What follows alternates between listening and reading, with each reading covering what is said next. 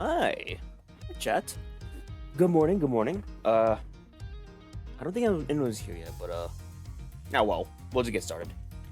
Gaming? No, that's the wrong one. I don't have camera on, do I? Nah. Yeah, I'm fine.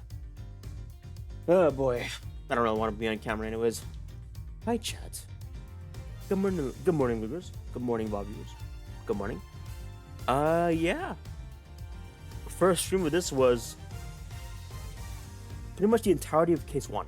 So I don't know how far we'll be into this case. I'm starting pretty late, so I'm assuming I'm gonna do like a short stream today. The first half of case 2, beginning and maybe like a bit of the middle, I guess. I'm not sure how this case is segmented, but we'll see.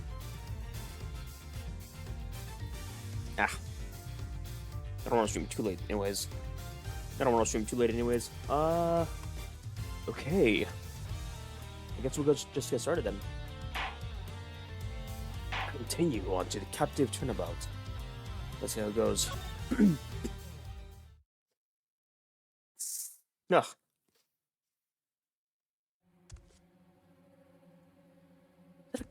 Is that a prison cell? Is this a prison system? Oh god. If this is the prison. Oh, it totally is.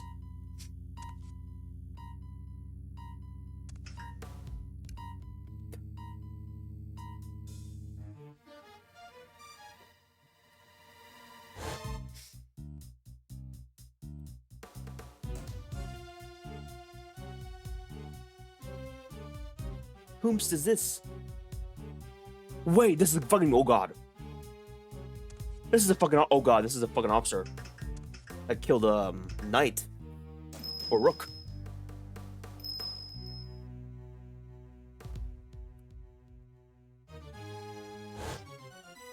What?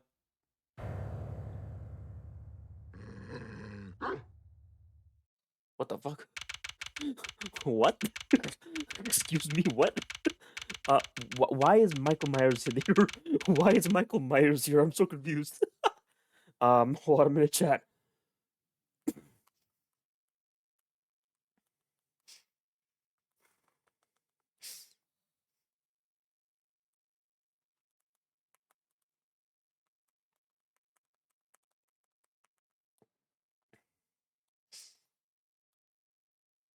March 27th, 10:16 a.m. Detention Center Visitors Room. Fucking Knight got killed. Holy shit. What the hell? What is this music? Edgeworth. I guess they're all here already. Gumshoe and Kay are all like, what the fuck? Still no sign of them, huh? Oh yeah. How long do they intend to keep us waiting? Now, Mr. Edgeworth. I'm sure the guard will bring him any second now. Oh, they want to question him. Killing a Bastian Rook. Yeah, okay. So the guy that was killed now is Knight. What the fuck? It's getting weird. This is getting really weird. It's been 2 whole days since the incident at Park, and today we're paying a visit to the detention center. Our aim, of course, is to interview Bronco Knight, who has been charged with the murder. His trial is due to start tomorrow, and I'm to be the prosecutor behind the bench. What's taking so long? You there? What's going on? I don't know, sir. I'll go. We've got a situation. It's Knight. He's been killed. What? Killed. In the detention center. Come on, Mr. Edgeworth. What are you waiting for? Right. God. Take us to see the crime at once. Yes, sir.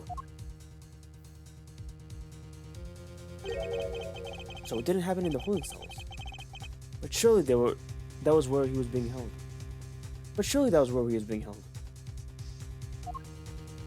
What's the hold up? The crime scene's this way.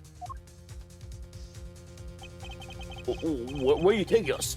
Doesn't this door lead to the prison proper? Yes. You mean those other cells are part of this prison? Not exactly, no. Those are the detention center's holding cells. That's where the defendants are kept while they're awaiting trial.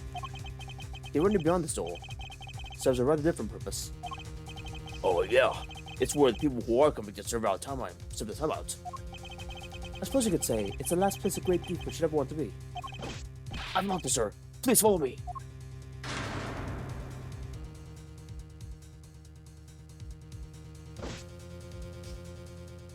Oh shit. Legit killed. That's Knight, alright. Holy shit. But he's dead. How could this have happened? And how did he wind up in the prisons proper? This is so strange, actually. Holy shit. Very interesting. March 27th, 10:32 a.m. Prison. Workshop. Sorry, chat. I still have a bit of a lingering cough. I don't want to be like too loud or too intense with the voice acting right now. This is horrible. How did Mr. Knight get himself murdered? I can only believe myself, but there can be no doubting the evidence out of our own eyes. And what's he doing here? I think he was being held in the detention center. In the detention center, no? He was. He must have been. His trial hadn't even begun yet. The law states that until convicted, suspects are to be kept in cells separate from the main prison. Only those who have been found guilty are sent to the prison proper. There's no way Knight should have been in here. Oh, maybe he wandered over his way here. The detention center and the prison are separated not only by two heavy doors, but also a lengthy corridor. That would have been a long way to wander, especially for a detainee. Prison cells connect to quarter, holding cells detention center office area. What the hell is this place? Wait, what's this then? I'm confused. What the hell? It's not even shown what it is. Building layout. I suppose we better take a closer look at Knight's body. We'll need to examine the scene of the crime carefully if we want to get to the bottom of this.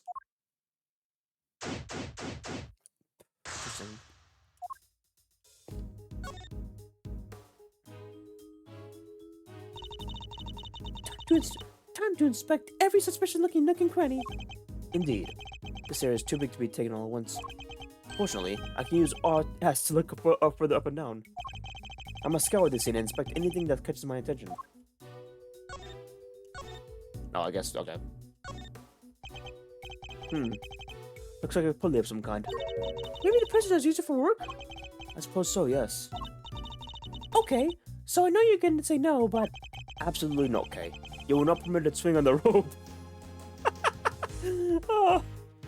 I knew it! Swing on the rope. I should have known you were being serious. We're having something like this in a prison, huh? A cage inside a cage. Technically, Kay, a prison is made up of cages, but cells. What's the difference? No offense, Mr. Edgeworth, but you've got to look at the basic nature of things more. Yes, and the basic nature of an investigation is pursuit of accurate facts and information. Damn. Schooled her. There's something else here. What the hell is this? These tops are rather colorful. They kind of stand out in the room like this, don't they? Except they don't look like they belong in the prison. Look! There's a whip on the top of them. You know what that reminds me of, right? Hey, maybe it's actually hers. Maybe she left it in here. Not a chance. She and her whip are attached at the wrist. Trust me. There was a rope near Knight's body, too. Speaking of which, want to see my super stealthy rope escape trip? Thanks, but I'll let you know when I need a saving. She seemed genuinely disappointed.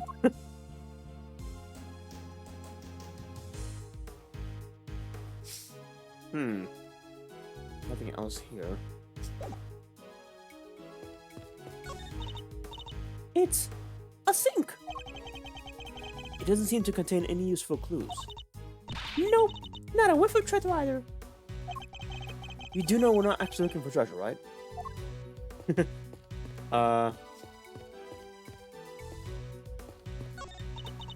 What's all this weird equipment? I'm not sure, but I don't see anything particularly suspicious here. Smells weird though. Kinda musky, like wet fur. I didn't know you had such a keen nose. Oh, it's nothing special really, except when it comes out to sniffing our treasure. Reminds me to steal my valuables away from in airtight containers. No way, Mr. Edgeworth. I never steal any of your stuff. You would happen to steal someone else's? I'm not so sure that's entirely reassuring. Nothing else here. Why is there oh my god, there's an actual chessboard. Oh god. This particular floor is covered in dirt. You know what that reminds me of, sir? Footprints. Too many footprints, unfortunately. We need specialists to identify them. I guess we just gotta wait until forensics get here. Yes. And in the meantime, if you could refrain from turning all over it. Well, wouldn't want to slip up and get your jacket dirty. Huh. Good point, Mr. Edgeworth. Thanks. My concern was for the footprints, not your jacket, detective.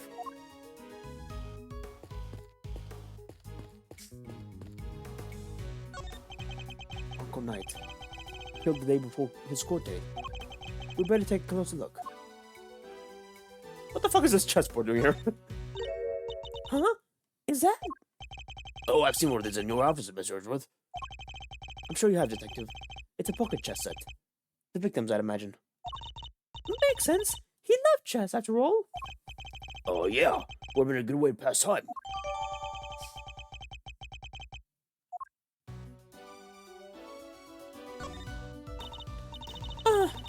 His neck broke. His breast is soaked with blood from the hole in the neck. I would assume that's the cause of death, and that it was probably instantaneous. It was probably instantaneous. He would never even had the chance to cry out for help. There's a small cut on his scalp too. Was he struck with something? Maybe he fell on his head hard when he was stabbed in the throat. It's possible, but it's too early to say with any certainty. Kay, have your camera with you, correct? Could you lend it to the detective so he can photograph the body? Sure thing. All yours, Gummy. Oh, thanks. Anyway, here we go. His clothes are a mess, though, huh? Indeed. They appear to be covered in dirt.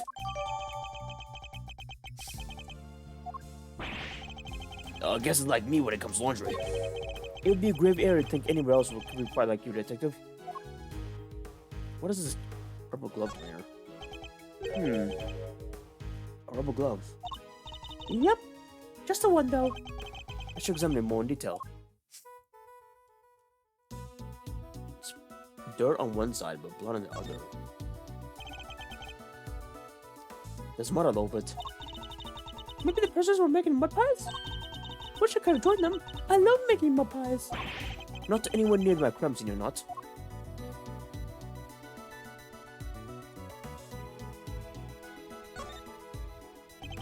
The fingers are covered in blood on this side.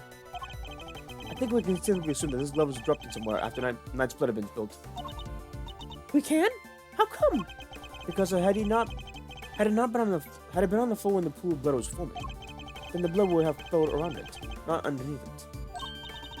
Oh, meaning there's only a band of blood around the edges of the fingers, and not all over the backside. Assuming the glove was discarded after the blood had pooled around the body. Maybe I murdered Dishes after they did the deed. It's certainly possible. At the very least, whoever was that dropped it must have seen the body. You there? Yes, sir. Have you seen that glove before? Yes, sir. The prisoner is wearing them for work. It's strange, though. Prisoners issued with the gloves are under strict orders to keep them in their cells. They aren't allowed to take them out without any permission, and we always check. I suppose I would explain why there aren't any other gloves in the workshop. Only one that was hung is really suspicious. Really suspicious.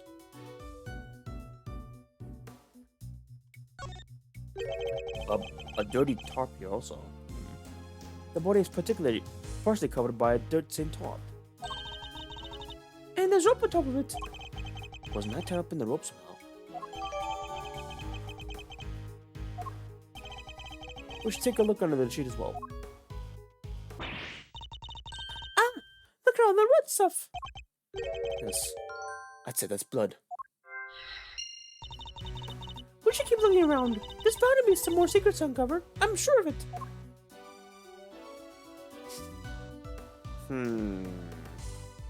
What the hell? Huh? There's something on his finger. Let's take a closer look, Mr. Edgeworth. It's a ring! And an expensive looking one at that. Don't even think about it, Kay. What? I didn't even say anything!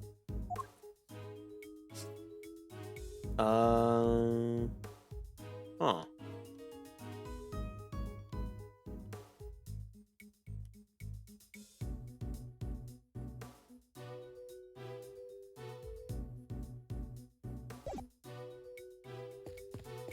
What does the guard say? Oh, what is this actually? Anything out of the ordinary to report, officer? Yes, sir. There's one thing. Go on. There's a body in the workshop, sir. He's right. That's definitely out of ordinary. If anything else occurs to you, you know where to find me. It seems to be a list of These seem to be lists of prison reservations for this workshop. What are all these numbers, Mr. Edgeworth? Mr. Edgeworth? Prison numbers, I'd imagine. I'd hate to be given a number just like that. I'd rather agree. People are meant to have names. I'd much rather be called Great Thief or the Second Yatakarasu. Alright, no name for you then, I guess. Can I LB already? Yeah.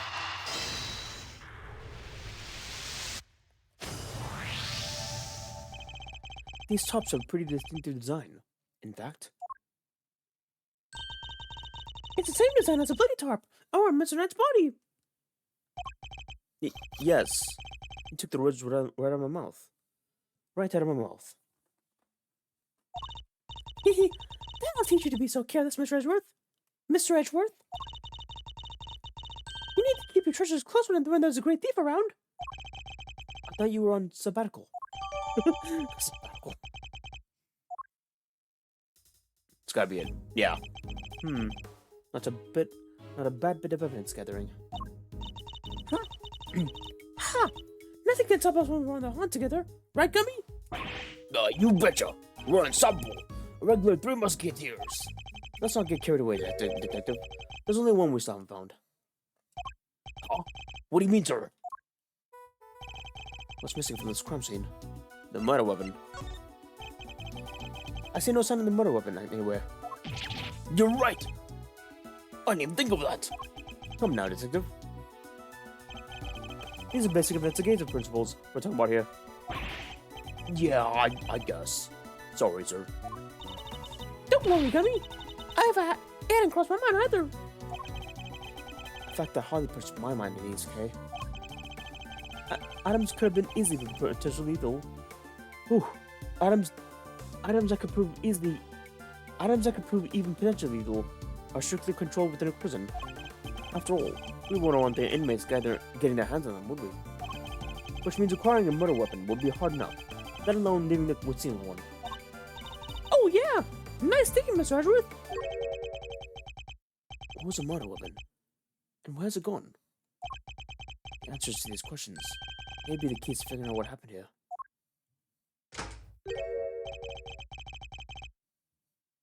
Huh, didn't know the guy had an whole entourage. Who the hell? Yeah, excuse me, but this is the scene of the crime, right?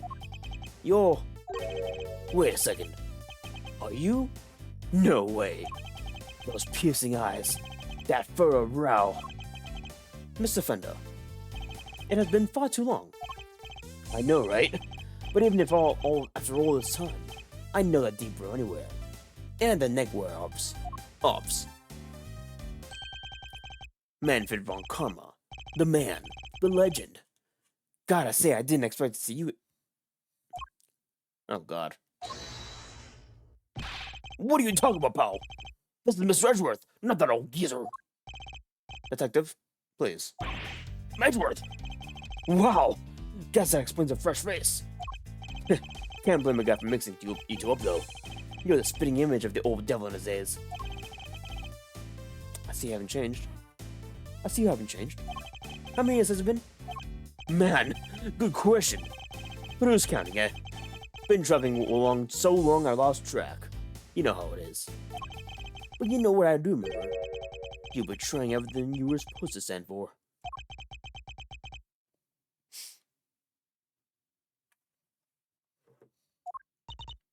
Whoa! Where did that come from? And who are you anyway? This is Eddie Fender. He's a defense attorney. Enchanté, as I say. Fender's the name, defending's the game. I'm Bevan's attorney. Oh my god. They fucking... You, sir, are not an ace attorney. I don't know who you are, but you do not deserve that title at all. I don't care who your name says. You don't deserve it in the slightest.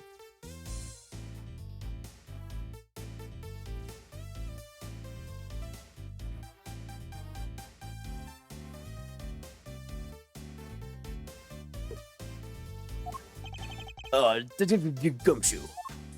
And I'm Kate Faraday. Great thief. I'm on sabbatical at the moment, though.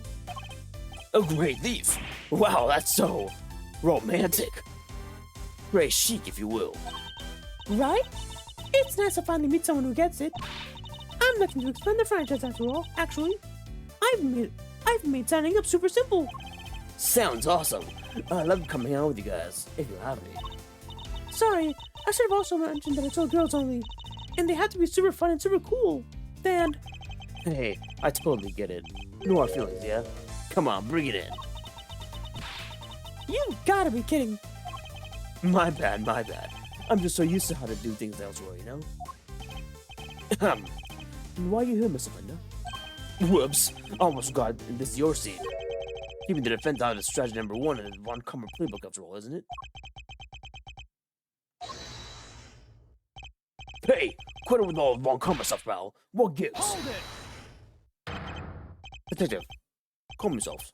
His attitude is, unfortunately, understandable. It is? I take it you are Mr. Knight's attorney. Guilty as charged, Your Honor. Well, I was supposed to be anyway. So he's planning to represent Knight.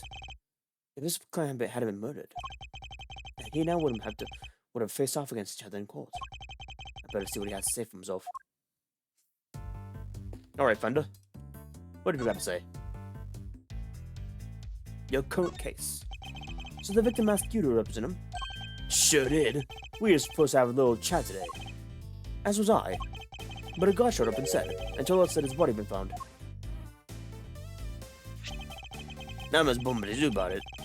Even brought him some weenies to cheer him up. Mr. Fender, you know you can't bring food into the prison. Oh yeah. Well, it's here now. Want some little advice I picked up on my travels. So Moorish. No, thank you. Fine, you do you. What are you doing here anyways? Don't tell me you wanted to hear Knight's side. Von Kummer was always more of a convicted defendant at all costs, guys. Didn't he teach you that? That was a long time ago. If you say so. Sure you don't want any weenies? No, thank you. Have you met your old client previously? Yes, indeed, Your Honor. Just yesterday, in fact. The Bronxer called me the minute he was arrested. Sounded really freaked out, man. Oh yeah, mention your little performance, too. According to him, you really made a nuisance of yourself. And not a kind word has spoken, I'm sure. Well, 6 insults and all that. Boy, they not like you. Trash talked you something fierce. Can't say I didn't join the fun, though. Fun? How dare you, Mr. Fender? Line up, kid. I'm kind of a picture in the visitor's room here. And I don't think I ever had that much kind of a gas. Oh, so you come here a lot? Hey. Don't go getting the wrong idea, little sis. I'm never on the wrong side of the boss. Just happen to know someone who is. The visitor's room is usually where I'm at. But this isn't exactly my first time in a clink either. In which case, but ask him what he knows about the room.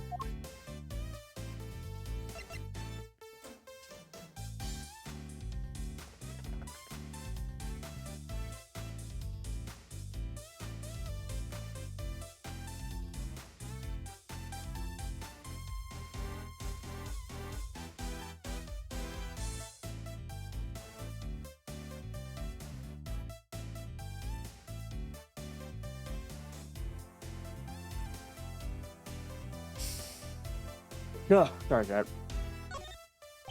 Tell me, what do you know about the scene of the crime? Huh? Oh, this room. No, dude. What do you know about it? I'll give you 3 choices. A classroom. Pardon me.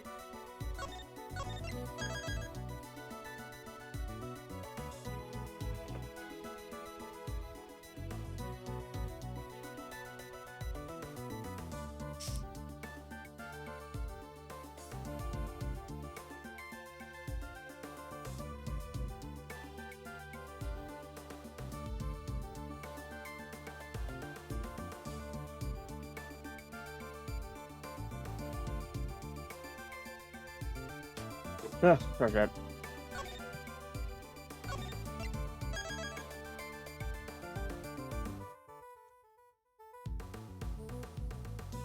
Homage, I gotta reply to friends.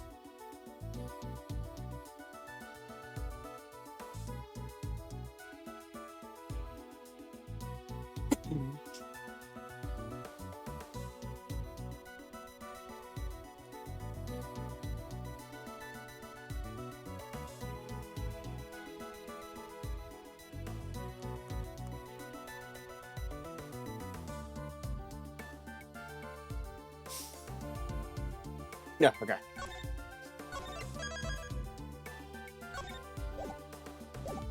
Let's say classroom first. Is it a classroom? What, like they tie up Bronx are here in here and teach him a lesson? Check out those powers of deduction. A pat on the head for our genius prosecutor. Now let's see what the answer key has to say, shall we? Oh no, you got it wrong. This is actually a workshop.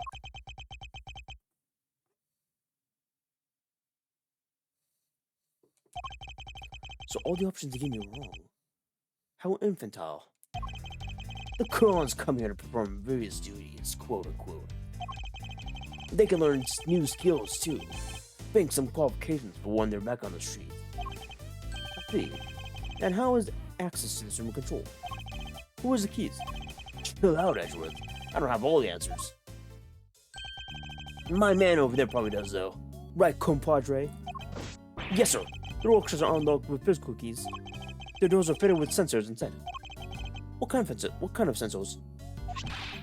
Inmates are issued with special bracelets, sir. When they walk through the workshop door, the sensor checks their bracelet. And if they're not supposed to be there, ding-a-ling-ling-ling, the alarm sounds. If they let it ring for too long, then they get a real shock. If you know what I mean. And if they try to break or remove the bracelet, a shock 3 times worse than that. What? That's... I guess I need to ensure that the inmates follow the rules. But that sounds a bit excessive. If they wish to pass through the door like this one, prisoners need to be accompanied by a guard. We disable the sensors for them and let them in. You get all that? Have any prisoners used a workshop today? No, sir. No one's been here for years. No one's been here for days. I don't know if they had. So no prisoners have entered, let alone used, this workshop today. No one's been... What the hell? That's weird then. There's gotta be like a secondary entry point. Which means... that there's a contradiction in this crime scene. Namely, there's something here that shouldn't be. There's something here that shouldn't be. I'll take another quick look around the crime scene and employ my powers of deduction to solve this mystery.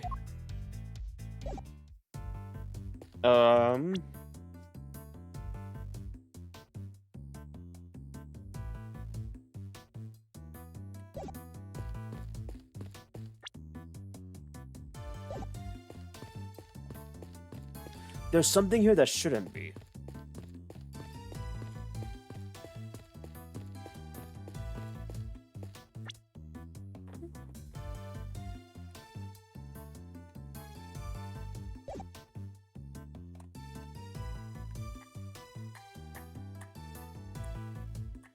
Huh.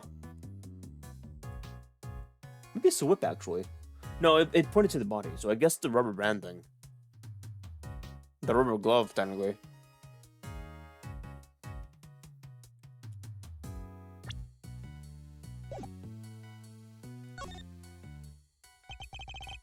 I must scour the scene and inspect anything that catches my attention.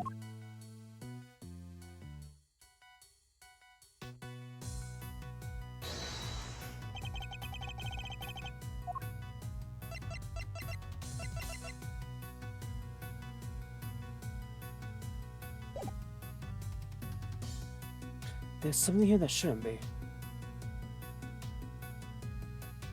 Let me just save real quick. Just to be on the safe side.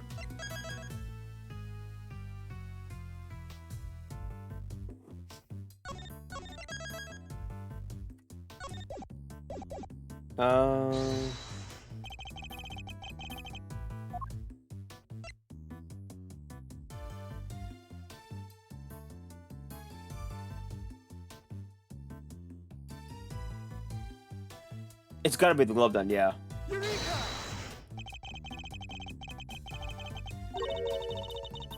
Sorry. I probably shouldn't have done that. I should have done this, the sensor. I don't know why I presented the glove.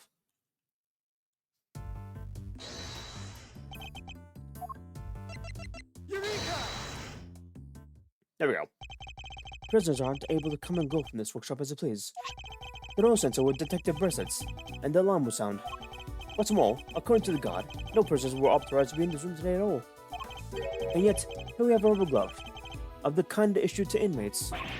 This is a clear contradiction. Yeah, so where were the gloves coming from, sir? I don't know, detective. Not yet, anyways. All I know for now is that the glove is a pretty valuable. All I know for now is that the glove is a valuable piece of evidence. Oh shit! Okay. You, apart from the prisoners and guards, who else has access to this room? No one, sir. This is a prison after all. Prisoners and guards are pretty much all there is. Mr. Fender? Come on, don't play us like that, friend. We both know that's all true. You know as well as I do the prisoners and guards aren't the only ones who can come in here. Huh? Oh, do you mean... But sir, they're... Mr. Fender, would you care to get to the point? Who exactly are you talking about? What? You don't have a pair of peepers in that hard head of yours? You didn't see them on the way in? Wandering around the corridors, sailing with their buds? I bet if you mosey on out the door right now, you trip over one of them before you check it up. Oh, that's a bell. We just had about enough of your bloody. Take a chill pill, big guy. I'm on your side. You know, for such a wide fella, you have a very narrow mind. What did you... Hold it! Detective. Oh, sorry, sir. Look, just follow me, okay? Seeing is believing, quote unquote. Isn't that what they say?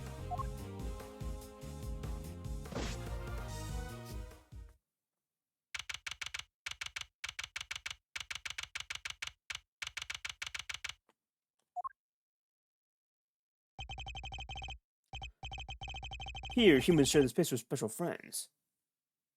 What the fuck? There's animals? Why are there animals here? Animals? Yep. Bird and feathered fellows, all shapes and sizes. God filled me in on how they came to be. Seemed they decided to try a little experiment in animal therapy a few years back. The cons are assigned a critter each, a buddy to help keep the spirits up. Really?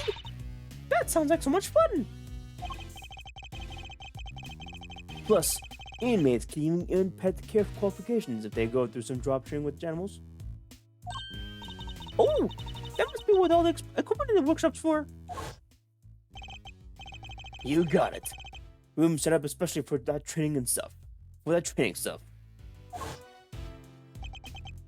So, when you said someone else could have been in the scene of the crime. Exactamundo, big guy. I was talking about these guys.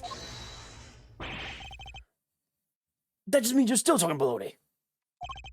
What would an animal do about doing with a rubber glove? Good question. All I'm saying that it was possible. The rest is Mr. Prosecutor's problem. Mr. Edwards, sir. Inform me the rest is a piece of baloney. Just say the word. Let me get this straight. Are you saying these animals can wander freely around the prison? You know the sensors on the bars? They detect the prisoner's bracelets and sound the alarm when someone goes walk about. Well, for our fur friends, it's the other way around. They are fitted with microchips that open doors right up. They are? Uh-huh. They're implanted just under the skin around the shoulders. Big needle, quick jab, and voila! What? Doesn't it hurt? Nope, they don't feel a thing. That's what they tell me, anyways. Now where was I? Oh god. Alright.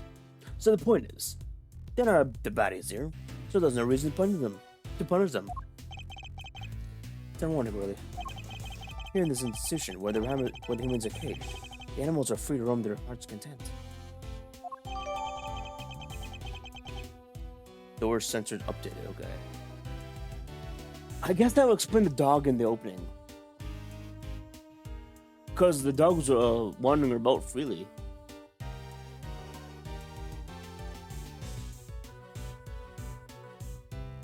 Interesting. They're not completely free, though. They can't leave prison proper, for one thing.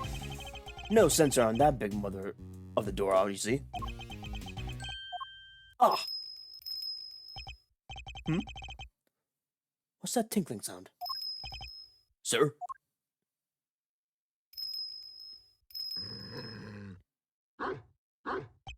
No, it's a good boy. Hopefully.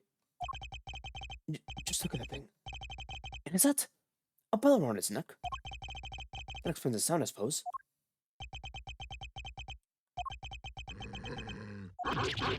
Woof, woof, woof. Oh god. Mr. Edwards, were you seriously trying to stare it down?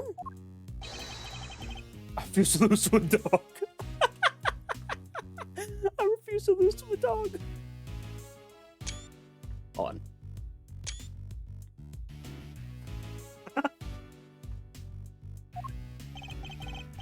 Not for nothing, sir.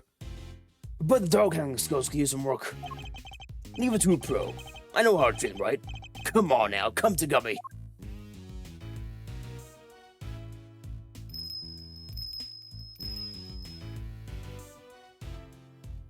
Man, ignored by a dog. That dog was certainly very different to the other animals. And they seem to have a real thing against me. And only me. Alrighty then. You've met the menagerie. What's next? Yo, guess we better interview some witnesses, right, sir? Indeed. We need more information regarding what was happening around the time the body was found. Then let's start with... Hey, you in that cell!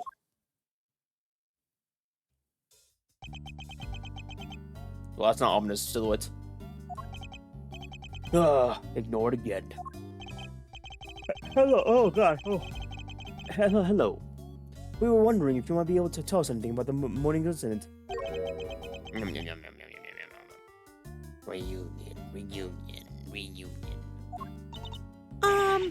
Is anyone else afraid of this guy? Hey, not a big talker, eh? It's alright, man. I'm on your side here. Let's start with a handshake, huh? Maybe a hug to break the ice. Reunion, seconds out. What's that supposed to mean?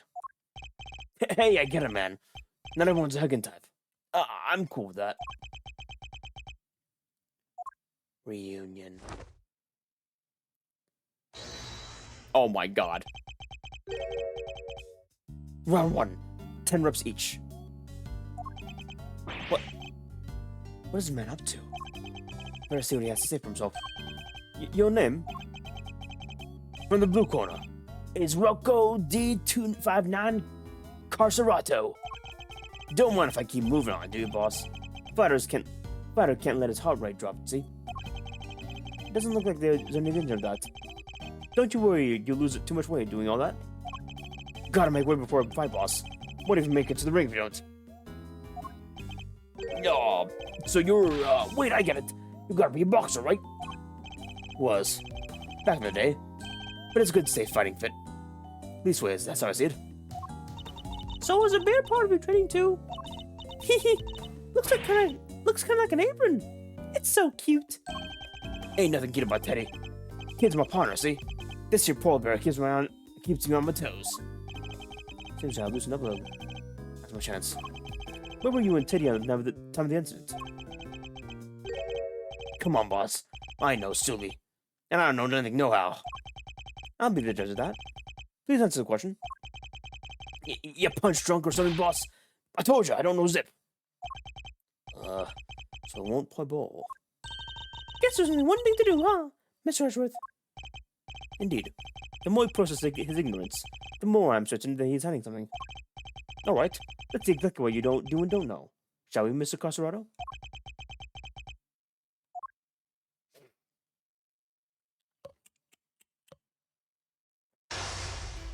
Time to play chess. Now, let us analyze the state of play. He's up to boxing stage when he's on high alert. My guess is that his thing won't go well if I push too hard at such moments. When my opponent is on the offensive, I should remain calm by my time.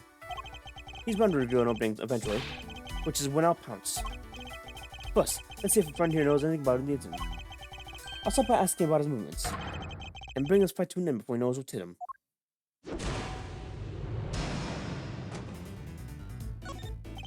Why don't you start by telling me what you've done today? You will answer me, Mr. Coserado. What? You want a shot at champ, is that it? Then pull him up, pal.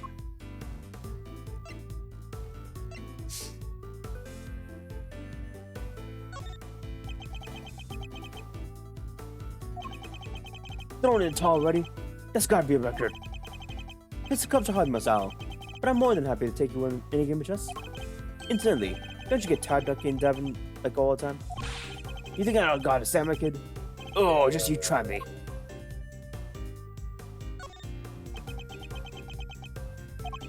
I ain't tired. Not today, not ever. Especially not today. Took it really easy in the morning. Had me some quiet cell time. Hardly broke a sweat. Really? Look pretty sweaty to me. Give me a break, will ya? I'm done talking, okay? I'm tired. Yeah, real tired. You may have kept your boxing skill sharp, Mr. Coserado. But I'm afraid your lying is quite a bit of work. Tired? Really? I don't think that's possible. Especially not after you just told me about your quiet cell time this morning. Ooh. Gotta be more careful, Teddy. When this guy lands, he lands.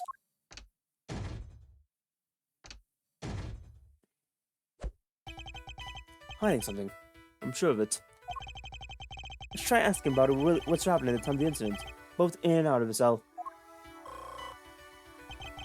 I won't need to use my fist in this next round. No. I'll deliver this knockout using carefully chosen words alone.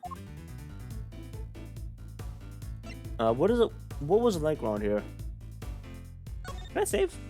I can save.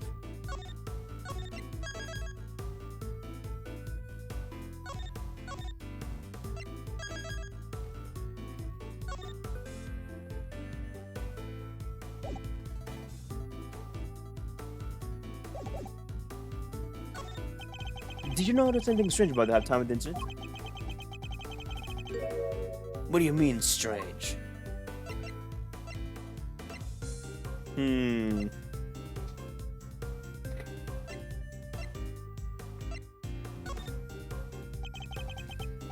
Haven't you noticed yet? You're backed into a corner here. Get low to this guy, Teddy. He's got the champ on the back foot. Guess I better knock some sense into him. Curses. Should have picked my birds more carefully.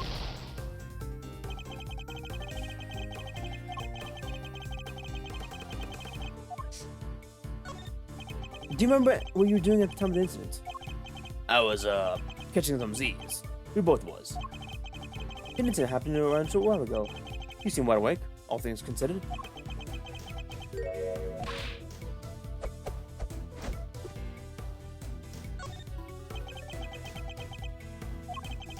Fighter's gotta be able to get up quick when he's down. But he needs his beauty sleep too. Builds muscle. Is that so? Then apologize for waking you. I've read that rest is an important part of any boxer's training regimen. You don't say. So Miss Prosecutor is savvy when it comes to fight game, huh? Who knew? Interesting. How do you know I'm Prosecutor? I don't remember telling you. You've been eavesdropping, haven't you? You've been listening to every word we say here in the corridor, which means you want to sleep and deal with your lying. Again. Ugh. You're good, kid. Caught me clean with that one. Alright, I admit, I wasn't catching no Z's. But what? A guy can't work out in his cell now with no lions get involved? Oh, it's a man taking care of himself, crime now. Actually, knowing his awakening is a diploma development. It will prove it to be useful clue.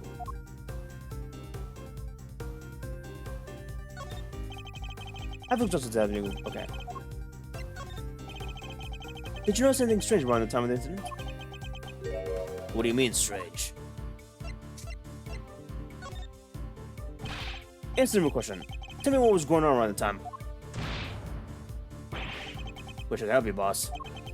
But I was asleep. We both was. Time to put my clue.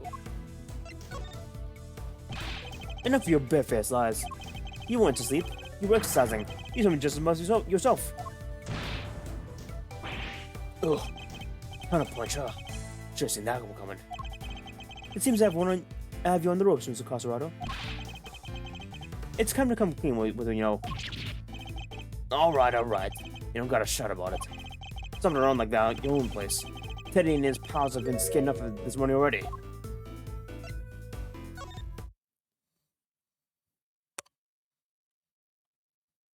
You've done well enough to endure this long, but after you'll be out for the count. You see, the animals have been scared enough already, which implies something else happened earlier. Well, what was it, Mr. Casarado? Oh, quit it, will ya? I'm getting shellacked here. Fine. Somebody yelled, okay? Real loud. Real scared. Got our little guys were scared too. Yeah, laugh it up, Mr. Big Shot Lawyer. Let me see what you do the same thing in the ring. Checkmate.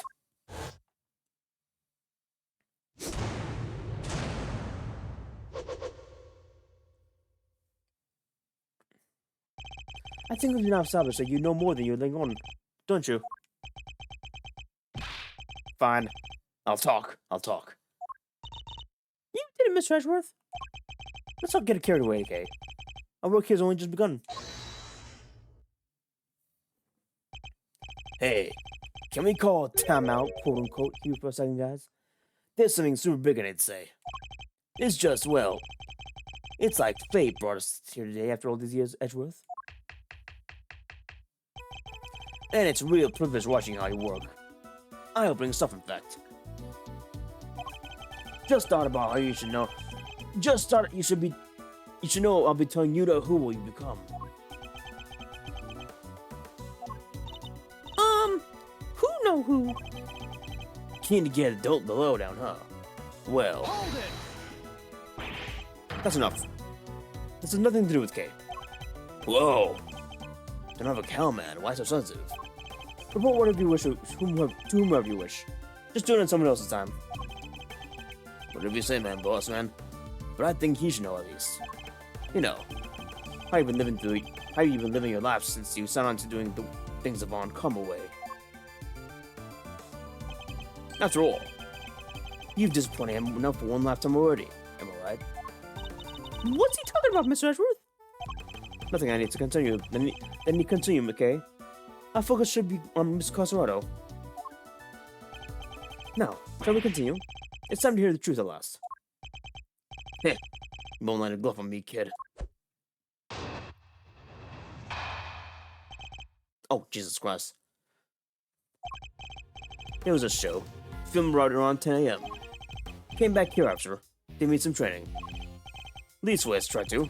Barely got to the count of 2 before someone screams, "What the ah!" Guy was falling out howling, crying for help. But what can I do? I'm locked up in here, right? So I tunes it out, and I get back to work. I find it curious that you pay so little heed to a desperate for help. Like I said, boss, what can I do? Besides, this is the joint. Don't nobody think nobody will get involved in what ain't none of their concern. Now, I hear you, brother. Best I can do is rubberneck from in there anyways, am I right? You mentioned training, Mr. Costerado. I can't help but notice how well equipped yourself is. There's a guy. The fixer, they call him. What's a fixer? Fendo can get his hands on just about anything you can need for him. Full price. No way! Perhaps, Mr. Costerado, what you ought to ask is for a beginner's guide to give better testimony.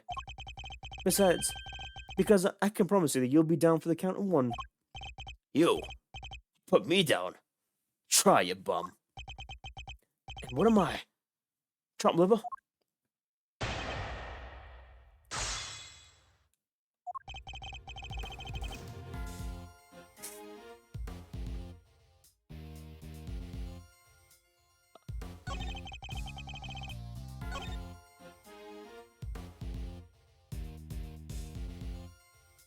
Hold it! What kind of show was it exactly? End of the day. They bring him from inside, see? Singers, dancers, all kinds. Gives us cons a little something to look forward to. Nice! That sounds like fun! And you went along to see today's show? Sure I did. Can't miss a chance to get a glimpse of the outside world now, can I? Then it was over. Hold it! What did this training involve? Let's see now. Today was stamina and rhythm book, which means jump rope. What? In that tiny cell? How? And what about Teddy? Is he dangerous for him? Kid's no dummy. Second I get my rope out, he jumps out and holds it tight. You'll jump rope with the polar bear clinging to your chest. I told you, didn't I? We're partners. And besides, a little extra weight's good for me. Anyways, I start jumping rope.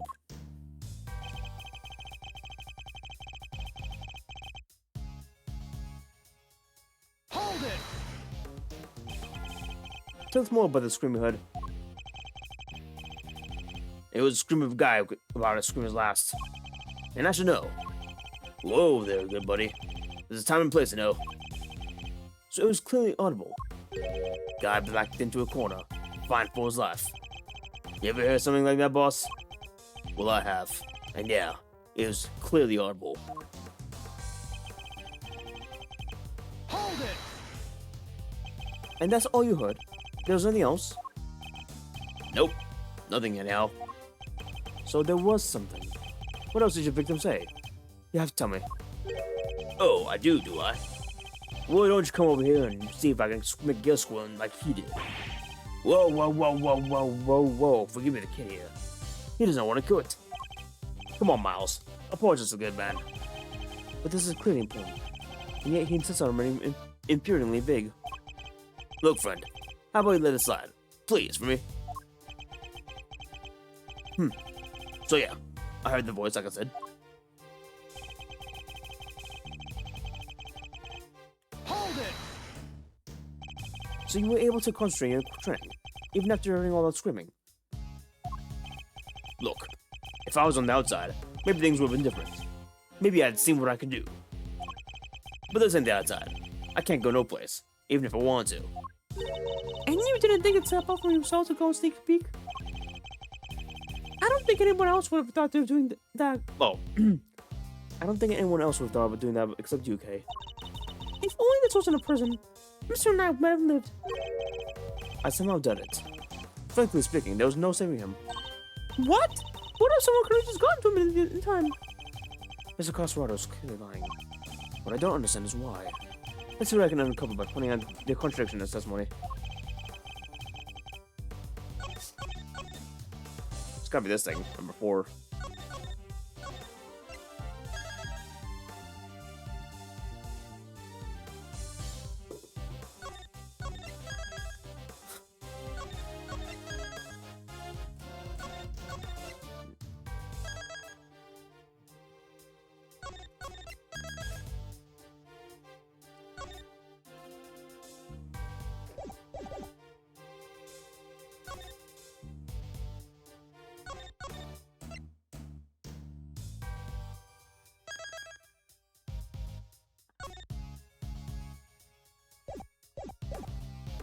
Hold it. Oh, wrong button, shit.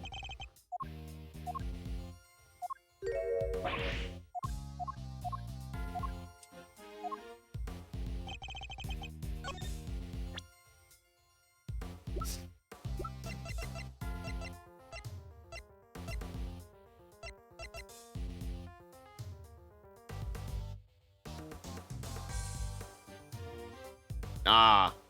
Yeah, okay. The body. He couldn't say anything because it was because of his throat. Objection. I listen carefully, Mr. Caserado. Oh, you trying to be cute or something? The victim died from movement to the throat, and very quickly at that. He had neither time nor ability to scream as much as he claimed he did. Ugh. You see, you heard the victim's cries, and yet that would have been impossible.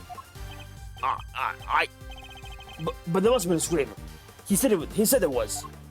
He said there was. Oh, quit looking so smug, will you?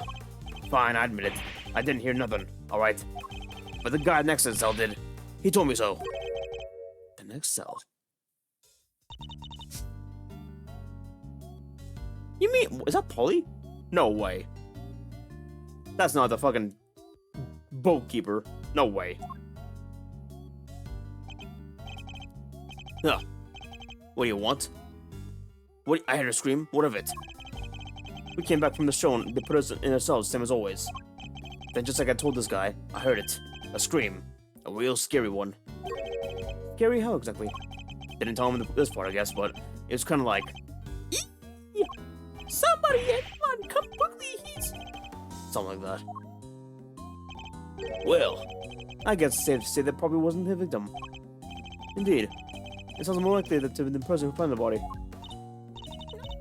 That explains it. So Mr. Caserado was telling the truth, more or less. Is it really the case, though? Are there really no problems with this testimony?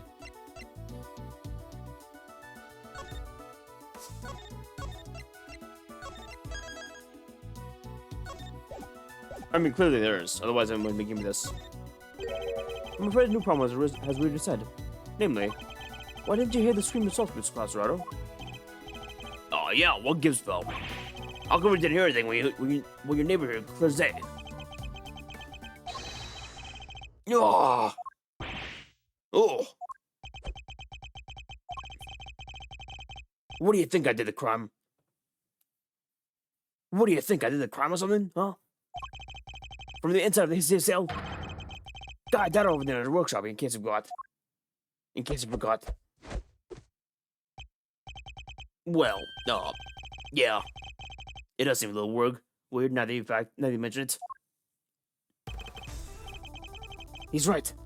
Neither of us could have done it. Because let me tell you, if I could get out of this tier cage and murder someone, you'd be all toast. Oh, ain't that the truth? You bums ain't leaving this place in one piece if any of us can help it. I almost forgot that these men are hardened criminals. Well, won't be doing that again anytime soon.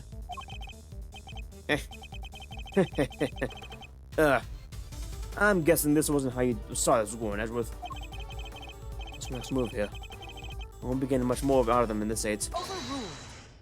What the fuck? Whoa! Who's there? Who the fuck?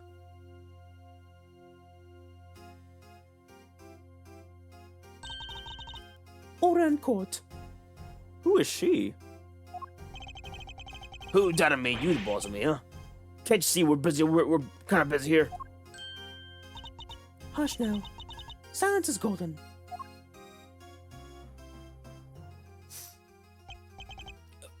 It is.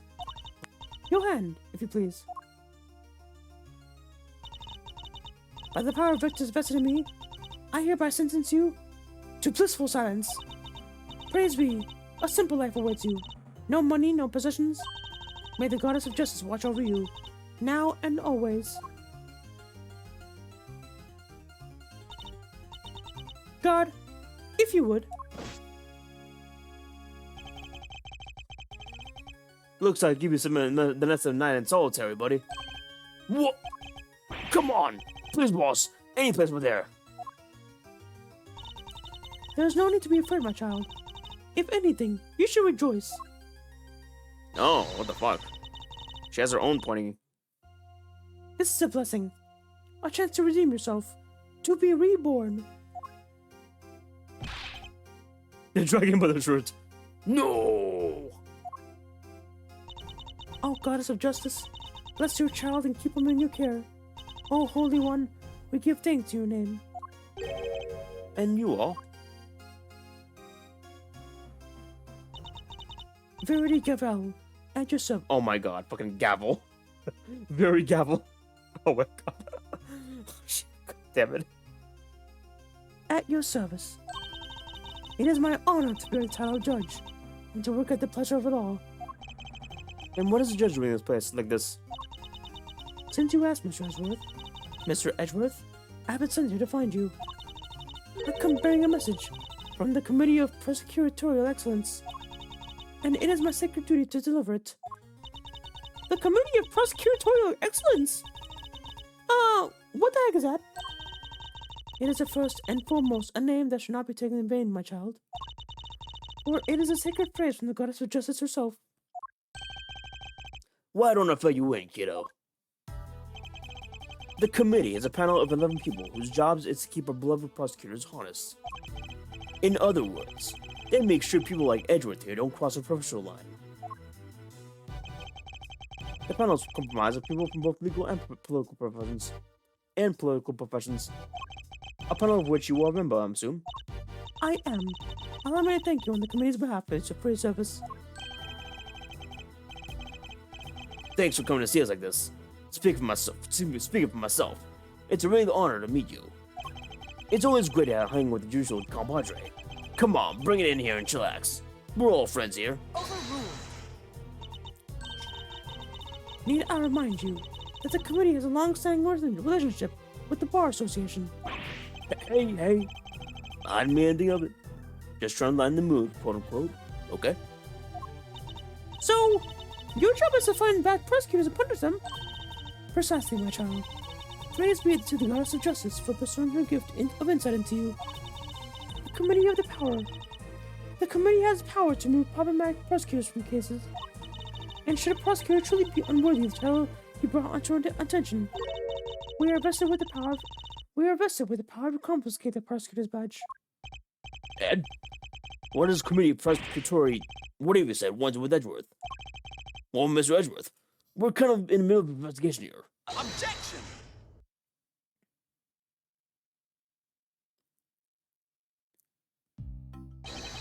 Pitiful. You really don't know, do you? What an ignoramus. You, pal. Winner. Eustace Winner. Prosecutor extraordinaire. Though you might know me as just the Winner, a name they call me down at the prosecutor's office. With great affection, I might add. I've never heard of you. And how about Detective Flatfoot over there? Nope. Not the name he doesn't to me. Well, it's to be expected of an ignoramus, I suppose. Ignorance is sweet, as I say. So I'm sure most things mean sweet nothings to you. Ignorance is bliss. Well, no. And I don't think sweet nothings mean what you think it means. It is entirely natural that you want to get acquainted. Eustace only joined us last month. So there's nothing but the rookie. I'm not just any rookie. I'm a winning rookie. Which he will prove himself in due time. Now, let's cut to the chase. I'm here to clean up your mess, Edgeworth. What do you mean? What mess? I fear I know exactly what it means. The committee is sending an envoy with a new prosecutor in tow. I suspect I know what you're getting at, Winner.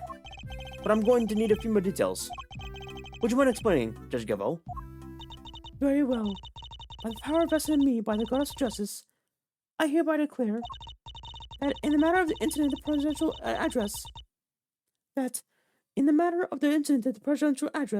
and the murder of Mr. Bronco Knight, the committee has thereby decreed that Prosecutor Edgeworth be relieved of his duties and replaced by Prosecutor Winner.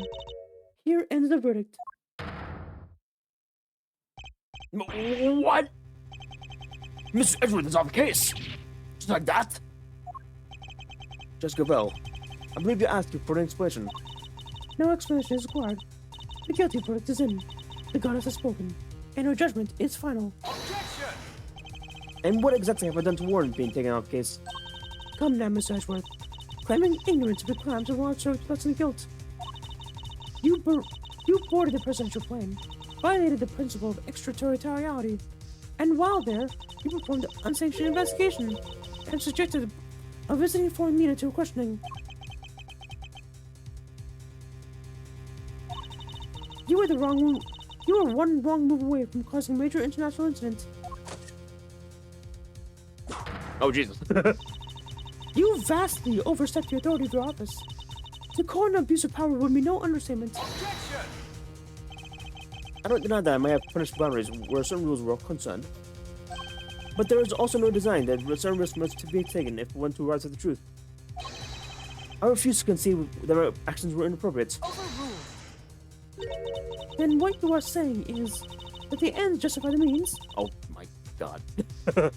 Oh my god. That fucking phrase. That rules can be freely ignored. That is a very dangerous way of thinking. The law is absolute. It does not say bend to your whims. Forgive me, but not all of us believe as you do. Is that so? How unfortunate. Still, it changes nothing. When a trial ends, the hammer falls. Before you defendant or attorney, be your defendant or attorney, even if the verdict seems irrational, nothing more can be done. Nothing, that is, but to give thanks to the God of justice, of divine grace. Unless you wish to appeal, to do so will be to rescue that badge after all, of course.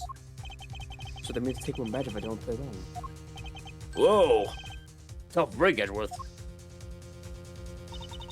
I see you've accepted your fate. Good. Guards, if you'd be so kind as to escort him out. No! Stop! What are you doing, detective? I'm in charge now, so you do as I say and move out of the way. What? You're not the boss of me. Unluckily for you, flatfoot, that's exactly what I am. You're not holding all the cards here. I don't stand a chance. Detective Gumshoe, do as Mr. Winter says.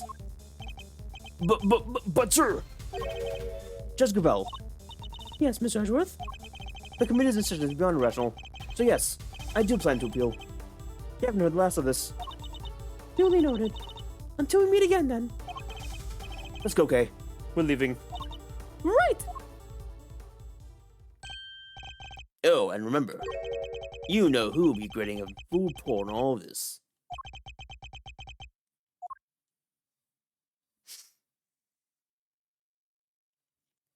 Interesting. Interesting. I guess, I guess the only way... I guess the only way to really go about this is to essentially get the president in the phone or some shit and tell him all about it and tell him how no, I don't know. Cause like they said that we pretty much overstepped the boundaries of extraterritoriality and the boundaries of the prosecutor's office. I wonder if we do call the president. I wonder. Oh, yes. I do want to save. Middle, okay.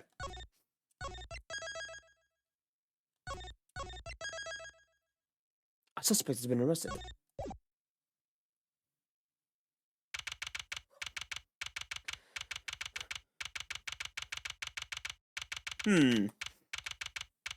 High Prosecutor's Office, room 1202. It's kind of weird that the prosecutors, the prosecutorial committee has existed Yet they've had Manfred von Kammer around, doing God knows what, and doing all sorts of weird shit, which is kind of whack. Kind of whack in hindsight. Ooh, I still can't believe what happened yesterday. It was terrible. The way those two treated you. Now let's cut to the chase. I'm here to clean up your mess, Edgeworth. The committee here, but Okay, we got this. Yeah. Placed by Prosecutor Wiener. He wins the verdict. Judge Cavell and Mr. Winter didn't exactly mince their words. That's not what concerns me right now.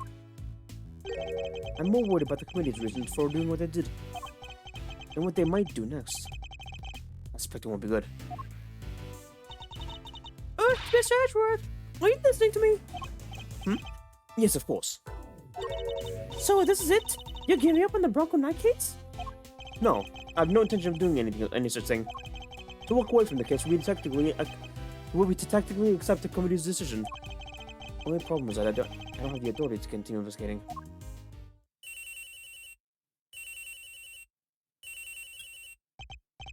Yes? What is it, detective? I've got some bad news, sir. Word down the precinct is they just arrested somebody for a night's murder. What? You know who it is? No, but I've heard they're being held in a detention center. Maybe you could go talk to whoever it was. Maybe you could go there. Good idea. Let's get down to Mr. Edgeworth. Even without the authority to investigate, surely I can still pay a subject of witness visit. Alright, run away. Me too. I'll see you there, sir. But won't you be missed, detective? Nah, no one's busy in the prison going on. Everyone's busy in the prison going over their crimes anyways. Good. Then we'll see you shortly. Yes, sir. Come on, Kay. Let's go. You got it.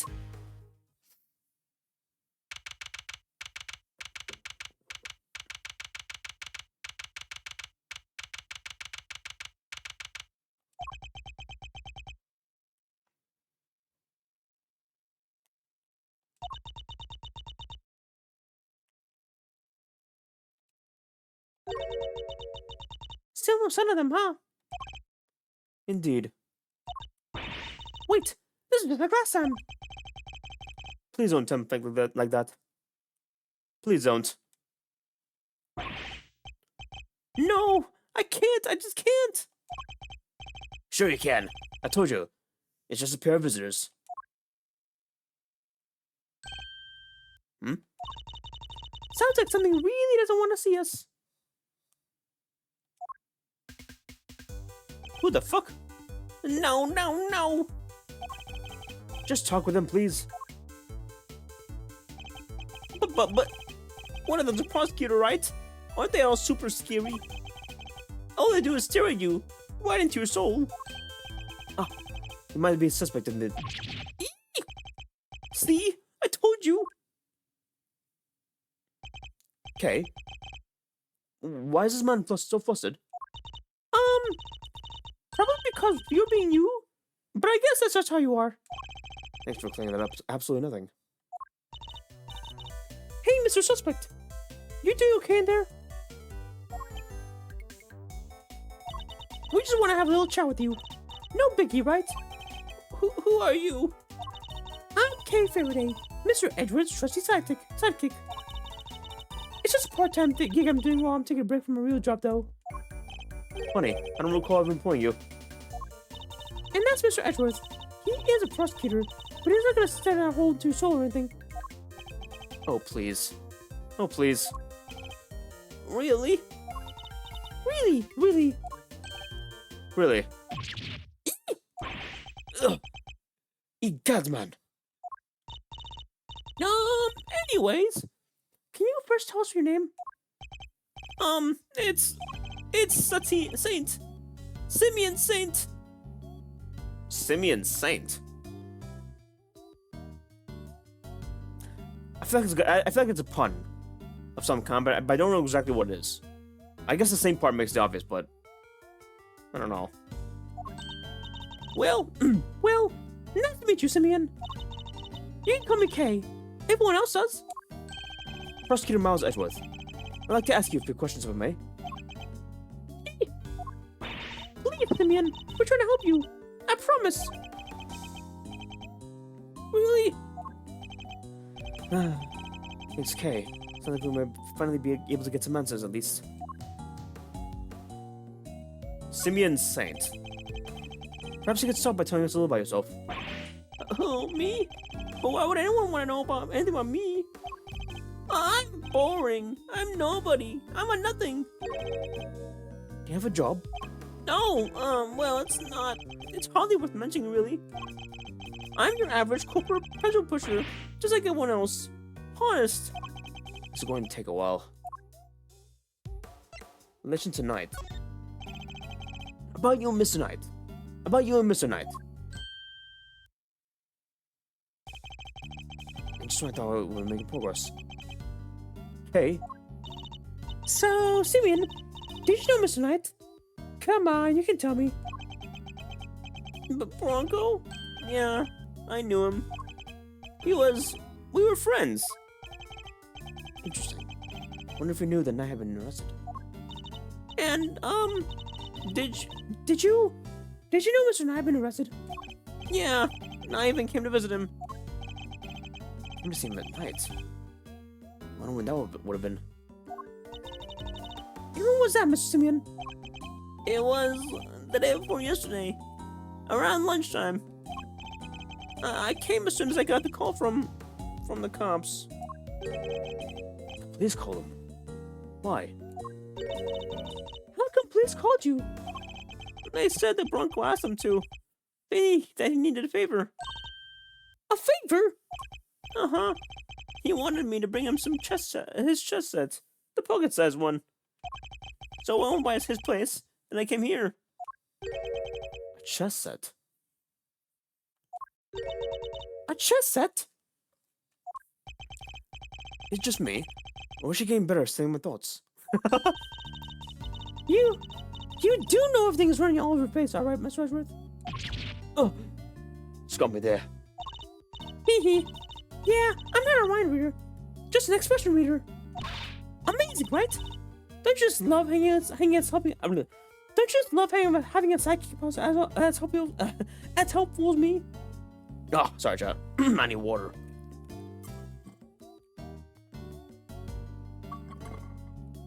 I'm gonna need to get water soon. Oh. And have you read what my next move is going to be? I sure have. There's something you want to show me, Simeon. Indeed. Let's present it to him and see what he has to say about it. Right. So this chess set. Oh, that's the one I brought for Bronco. Well, that solves that at least. Brought by Saint. Okay. We found him next to Mr. Knight. He always had to have a chessboard somewhere nearby. I'm not surprised he had it with him when he... Simeon, you and Mr. Knight, you were very close, weren't you? Yeah, we were best friends. At least, I thought we were. But I guess I was wrong about that. What do you mean? If I knew him so well, why was it such a shock for me to find out he had killed someone? It's not exactly easy to discover that someone close to you has committed a terrible crime. It's a very bitter pill to swallow indeed. How can they all end like this? I could never have imagined something like so awful. Something's not right, Mr. Ashworth. There's just no way Simeon murdered Mr. Knight. Yes. Sonny doesn't seem to have an obvious motive. And again, he wouldn't have been arrested for no reason either. I wonder what grounds they have for doing so. Reason for arrest. Yeah, probably should check on that, I guess. Yeah, okay. Why were you arrested, Mr. Saint? I just don't get it. Why won't he talk to me? I don't know. Honest, I don't. Whoa! He answered you, Mr. Ashworth! I kid's not scared of you anymore. Thank goodness for small miracles.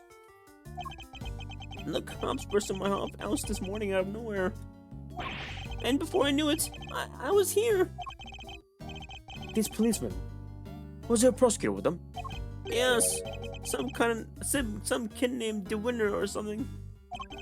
A rookie. I thought as much. I thought as much. So, did they interrogate you yet? What? I'm gonna be interrogated by the cops? Well, yeah, I mean, you've been arrested. You're a suspect now. No. All the detectives shot at me and threatened me and no. They're always hugging guys, right? Who gets in your faces and forces you to... Detective, give the cops your report for duty. See? I told you. Please don't hurt me. Please don't crush me with those huge arms. No, please. I'm calling the cops.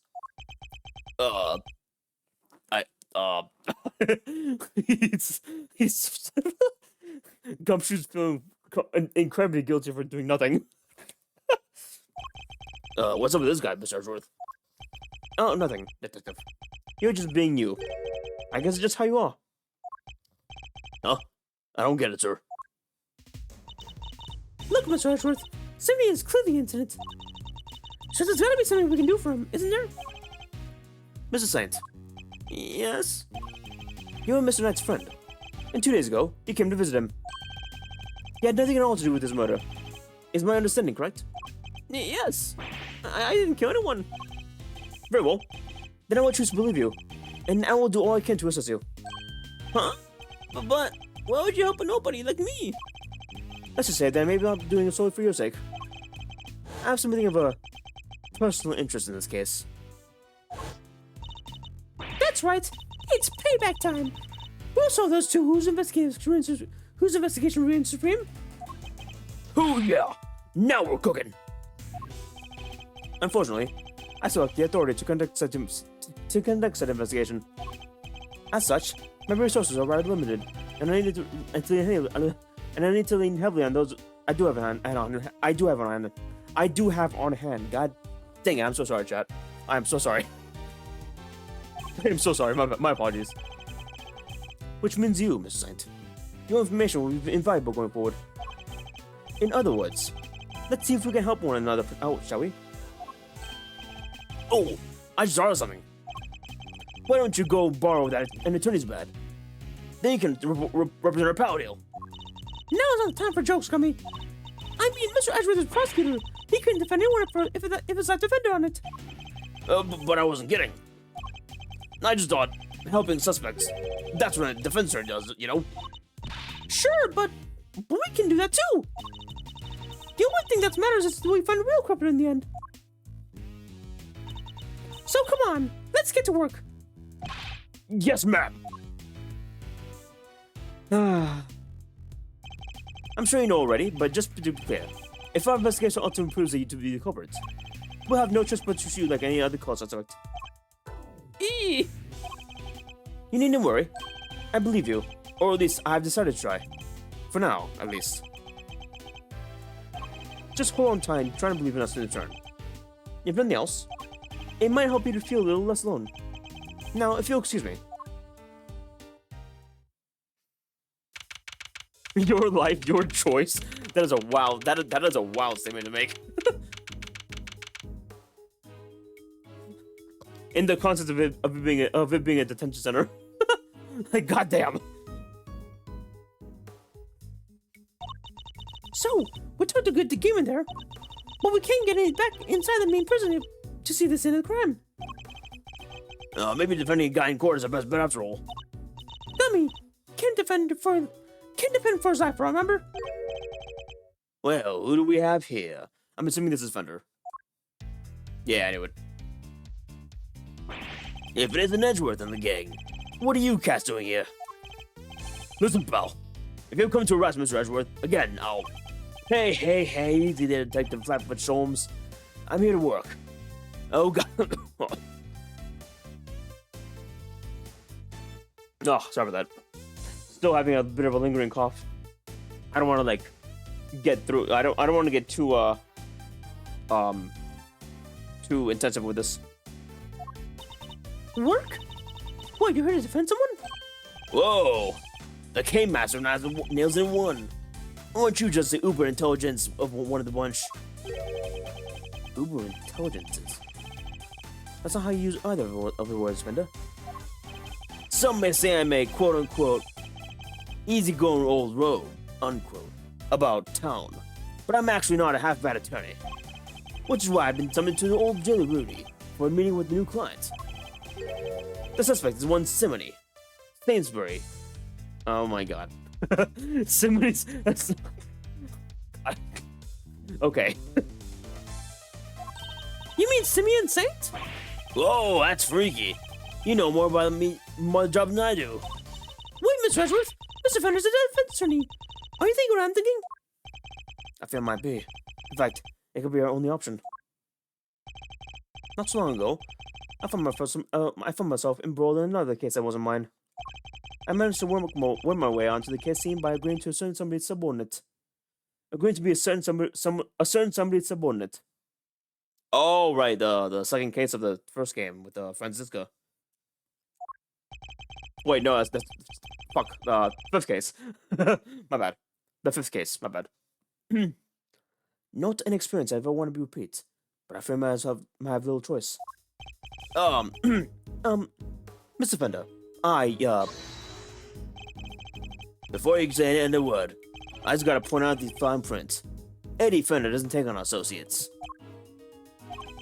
Say it and so, I hate protesting, but pompous prosecutors are no-go. Especially those of the Von Karma variety. I should have known he wouldn't forgive me that easily. I understand why you wouldn't want to work with someone like me. What's more, I understand how you feel about all things Von Karma. But please, believe me when I say, I'm not the man I was back then. I'm no longer in my old mental spell. You better believe it, pal. Mr. Edgeworth's a changed man. Sure, he used to be a demon prosecutor, but he's not like that anymore. I do have a feeling, Detective. I do have feelings, Detective. Gummy's right. Mr. Edgeworth's one of the good guys now. He's not just a prosecutor, he's a hero. He got me off the hook just last month. You don't say. Well, that escalated quickly. But he was. There's no other word for it. He was heroic. Quite deeply even. Please, Fender. Don't you think something odd about the way the committee stepped in yesterday? There's more to this case than meets the eye. I'm certain of it. I can't just walk away from this. I can't. Please allow me to help you with the investigation.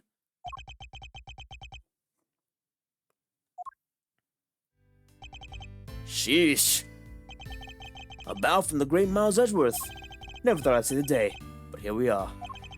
So enlighten me, if you will. What made the leopard change its spots? Well, I suppose I would have to say the courtroom itself.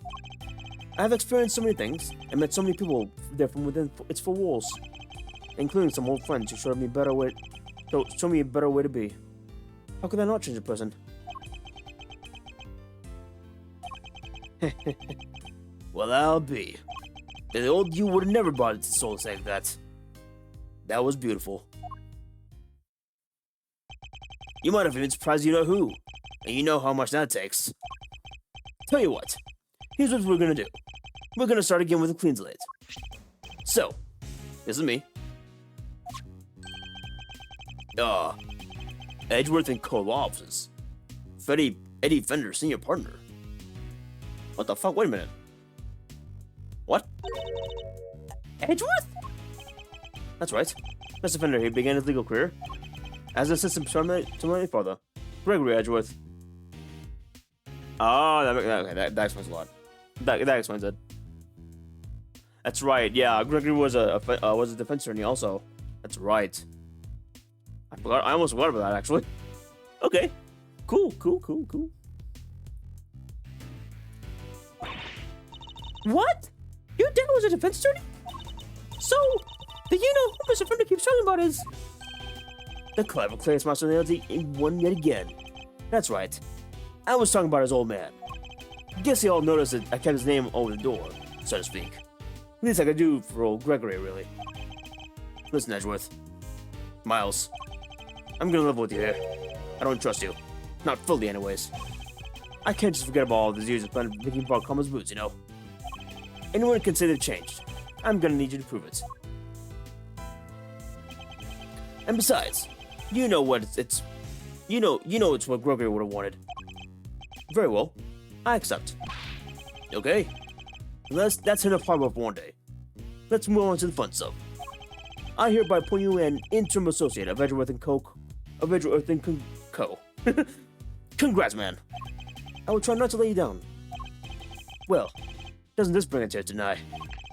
The prodigal son coming on board his late father's firm. Permission to come on board too. Please, Mr. Fender. You don't even have to ask, kiddo. Welcome to the crew. Woohoo! Thanks, Captain. Alright, guess it's time to work. So, where to begin? Any bright ideas, Edgeworth? Miles? Where were we when we were so rudely interrupted?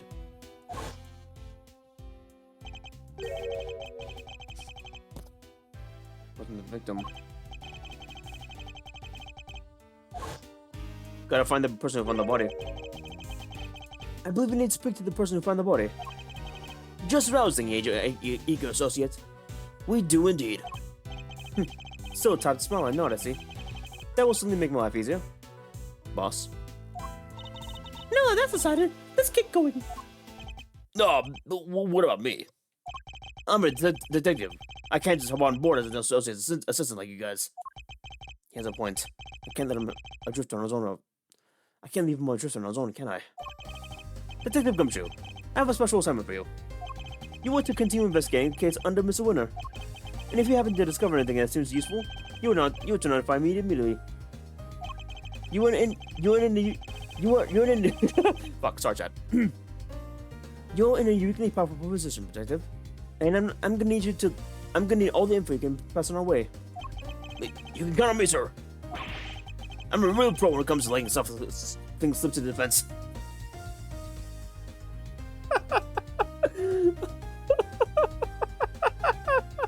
Oh my god. You can say that again. You can say that again.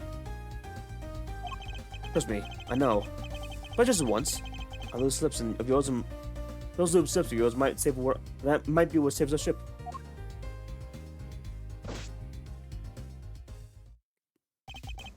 Throw wide the prison gates, good sirs, because here we come.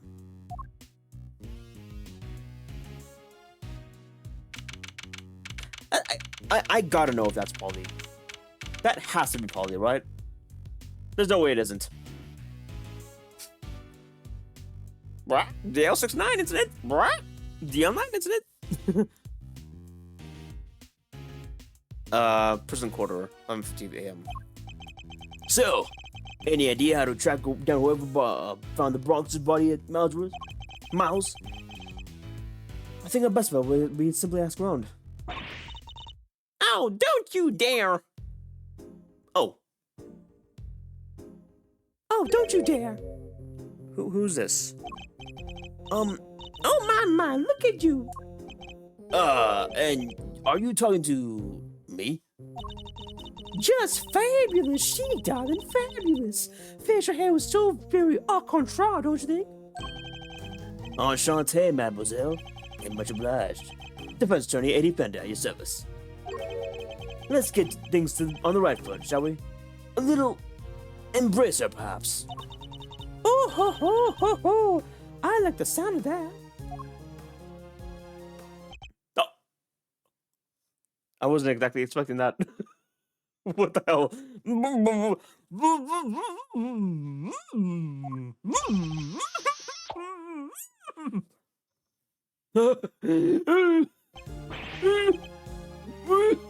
Rhyme the kisser.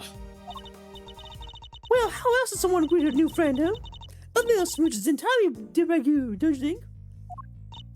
Wow! Talk about stealing a kiss! Indeed. An act so sinless, it puts even the great thieves to shame. Physical contact is so very important as a form of expression of our family. Everyone is in this anonymous will tell you as much. Hey, if everyone else is hip to that, I can be hip to that too. Sure. He's sweating about this. He's sweating about this. Fifi the guard, by the way. Warden of this charming abode. Fifi the guard, okay. I guess it's just the guard. Fifi the guard, okay. Oh, I need to get water soon. You may call me Fifi, of course. So she's a warden of this entire detention center and prison facility, is she? A pleasure meeting you, Miss Lagarde. Miles Edgeworth. I'm an associate of Mr. Fenner's practice. I hope you don't mind me asking, but were you here in the prison yesterday? Oh, don't be silly, darling. Of course I was. Yesterday was a very important day, after all. Important in what way, exactly? A big meeting with some kind, perhaps? A meeting? Oh, heavens no. I couldn't possibly think of anything worse. Good to know she hates meetings. No! Yesterday, the circus came to visit. The circus? Oh, no. Oh, God. Not the big-ass circus. Oh, no. Oh, God. Oh, God. Is it the Big Hat Circus or the Big Top Circus? I think it's called. It was simply a spectacular event featuring some terrifyingly talented animals. Anyone had to be there. If you were here at home, you were watching the show with me. The performance set up a special stage in the yard just for us. We were the very lucky family, n'y sais pas? So she was at the circus performance for the inmates yesterday morning. Mr. Casarado mentioned the show yesterday as well. We must have been talking about the same thing. What time did the show take place? From around 8 until 10, maybe? Yeah, something like that. Meaning it finished right when the body was discovered. And by dint of having attended the show, she has reasonably solid alibi. Oh, would you look at the time? Sorry, darlings, I must really dash. But feel free to explore our home. Mi casa, su casa, and all that. Ciao for now. And mwah.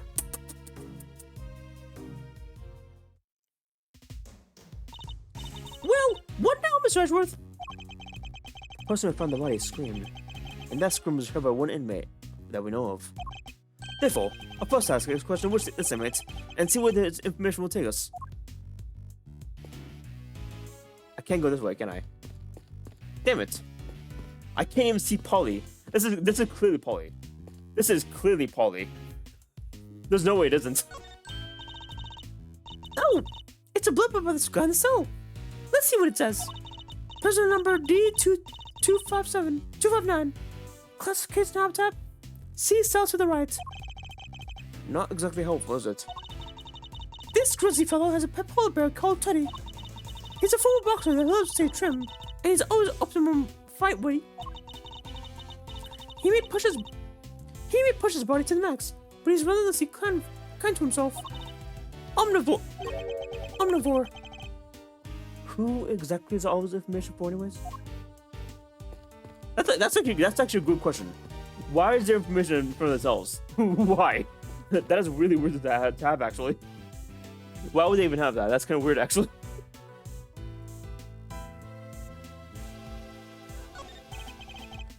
There's no one in here. They took him to solitary, remember? I wonder when he'll be back.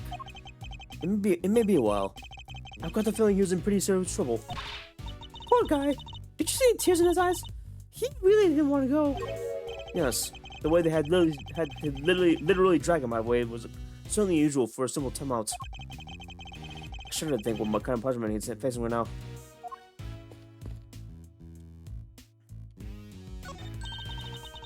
There's something in here. Seems to be by the prisoner's cell. Prisoner number D258. Classification: Captivus periculosus. He may look fearsome, but this lovely fellow is actually a sweet-natured herbivore. He even has a pet penguin named Goonie. He's skilled at giving such real gripping testimony. You'll swear that you were there at the crime scene too.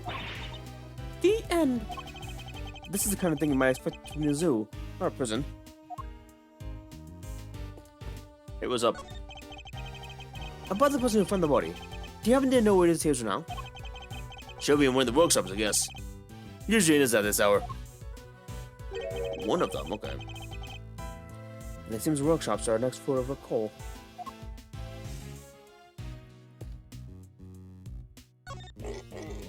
Oh, they have animal sounds. Oh my god. It's a mini pig, I believe. Though not for eating, I hope. Isn't this great, Mr. Edgeworth? It's like being at a zoo. Except it's the humans, not the animals, who live in captivity here. No one would mind if I took one home with me, would they? If by home you mean behind bars, then no, I suppose not. Look, Mr. Edgeworth, it's a monkey mountain. It's a monkey mountain. Not something I ever expect to see in a prison, I would say. Doesn't it look fun? Not in the least. And while we are on the subject, you are not, under any circumstances, to climb on the structure. Do I make myself clear? But I have to show the monkeys who's boss. Please, Kay. You really don't. What is this here? I wonder where this road leads. I don't know about you, but I'm getting some real strong vibes coming from there. Maybe that's where they keep the super duper dangerous prisoners. That's certainly a real possibility. In which case, we'd be better turn back now when we still can. Oh, wait! I was only kidding, you know! Sure you were. Sure you were, Kay. Why is the rabbit just... I nearly tripped over it. Isn't this great, Mr. Edgeworth? It's like being in a zoo! Oh, this is a fucking... Oh. Do you have a moment? We have a few questions for you. Oh, no, who's a good girl? Yes, you are. You're so perfect. She really is! She's beautiful! Oh my god. She's beautiful. I wonder if Dan's here in chat. He probably isn't, though. Meow! She's finally knows me, I think. I was wondering, What's her name? it's Waggy, ma'am. She's my little friend. Friend? Oh god. Yes, right. As you were then. I need our answers, not awful puns. This looks like a way to the prison yard. Sadly, the shutters locked tight. Freedom waits on just the other side. A stoic lock and key twixt mind, eyes, and nose on the outdoor breeze. Such a cool friend it is indeed. The more I think on it, the more it eats at me. And whose thoughts are you attempting to channel exactly on what on that soliloquy? Okay, I guess try this door. Hello, is anyone there? Nice try, kiddo, but this isn't the bathroom stall. Yo, you there! Could you help us out, my good man? Yes, sir. What can I do for you? Is somebody using these workshop right now? Yes, sir. One of the prisoners in there. Just confirmed myself during the noontime roll call. We'd like to speak with this prisoner, if that's alright. Sure, I'll go fetch him right now. Won't take a second.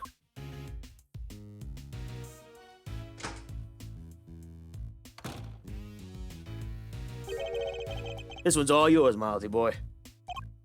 What? Why? Let's just say I'd rather not roll the dice on somebody I don't know, yeah? Huh? And I thought adults were all supposed to be strong and brave. Well, you're not looking so brave yourself right now. So let's call it even. Here they come.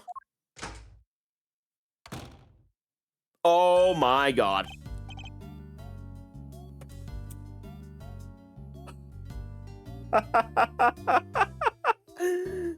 Mr. Frank did it. Why is Mr. Did It here? Why is Mr. Frank Did It here? Oh god. It's great seeing the characters from the first trilogy in this game, in this series of games. It's a real callback, honestly. I'm really loving it. I love when characters come back for sequels, you know? Hello, hello. Yes, No, I should do that. Hello, yes, hello. I hear you wish to speak with me. Not exactly the hardened criminal we were expecting, but is he? My name is Miles Edgeworth. I'm a public prosecutor. A prosecutor, you say? Any offender. Attorney at law. What is happening to this? What happened to being too scared to handle this? Listen, Cyberman pal here. He gets the weirdest ideas. Prosecutor indeed. That'll be the day. He's actually just an associate. Jeez, Miles, get a grip, will you? He's right. I might as well forget what I'm defense attorney assistant for the time being. Ah, That explains it. I did think you looked a little different from the prosecutor I spoke with yesterday. So he's only spoken to Mr. Winder. Would you mind answering a few questions? No, of course. I'd be delighted. Frank saw it. Frank saw it. Oh my. Of course. He saw the body. No wonder he oh god damn it. Damn it. Of course they brought him here. The witness is all yours, my young associate.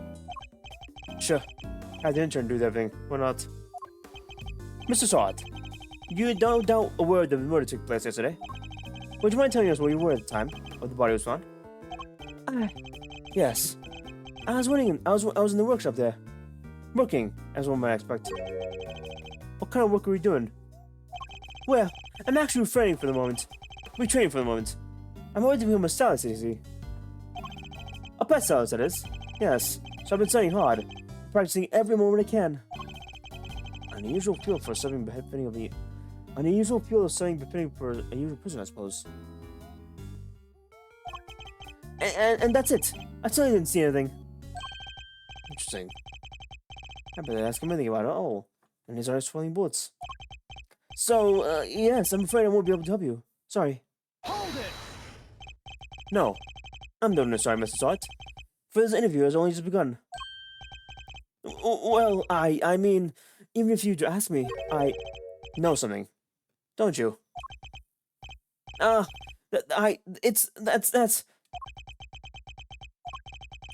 He's definitely hiding something. I need to push him a little harder if I'm to get answers.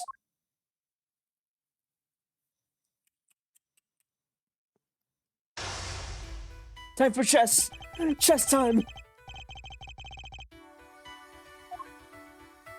3? Oh god. Oh god, there's for 3. I didn't see anything. I really can't help you, I'm afraid. Somebody told me he'd be a good poker player. It's hard to tell much from at first from his face. And I don't think he'll be giving me much in the way of physical cues either. After what I saw in his words instead. That's why I'll know what's going on underneath. Alright, time to make my first move. Let's see who we're really doing over here. He may be good at hiding his emotions, but everyone has to tell. Everyone has to tell.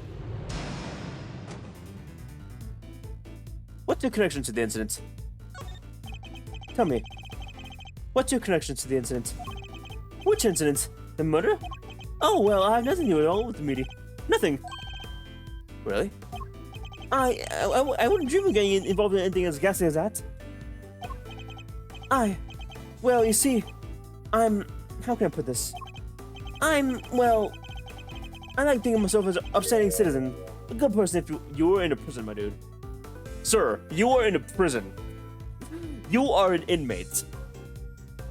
Saying you are a good person, an upstanding citizen, is quite literally lying. Quite literally lying. Flat out. This is bullshit. I see if I have some views in chat. So lurkers, just a heads up. Ads are gonna start soon in about 2 minutes. Just a heads up. They're gonna be a while to watch, but it would be really appreciative if you watched. It'd be really appreciative if you watched.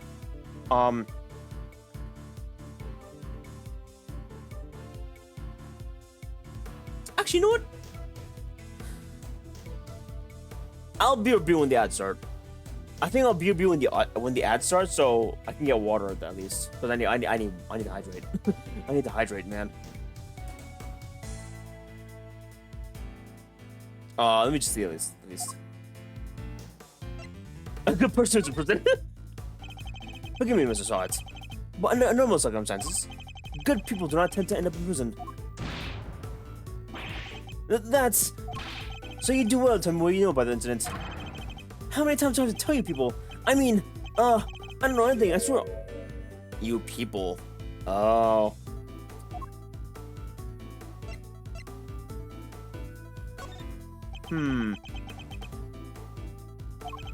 Sorry, I don't know what more to say. I can't help you. My apologies, Mrs. Sawt. But considering that the incident occurred right here in the prison, I find it hard to believe that you know nothing at all. Oh, well, yes, I suppose I can see how it might seem unlikely, but it's true. If you're looking for the person who found the body, you have to look elsewhere.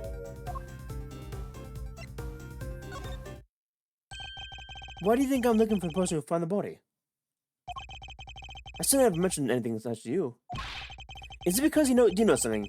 Then you don't tell me at all, after all. No, I just sense that's what you might be looking for, that's all.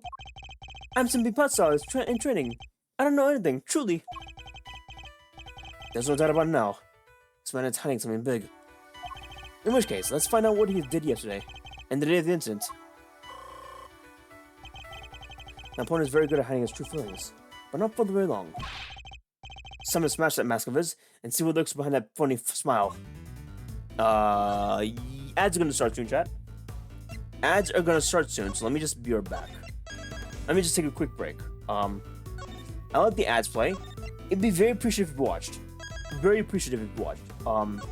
But yeah, I don't want to like continue while ads are going, in case people want to miss anything.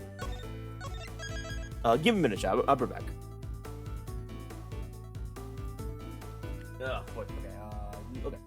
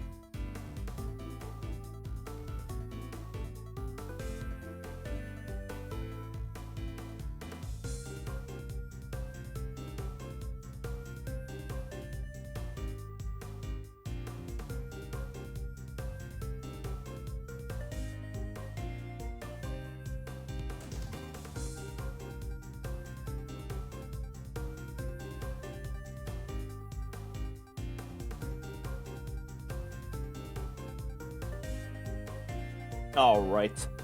Thanks for watching the ads, chat. Much appreciated. Much appreciated. Alright. Got some water with me. Should be fine.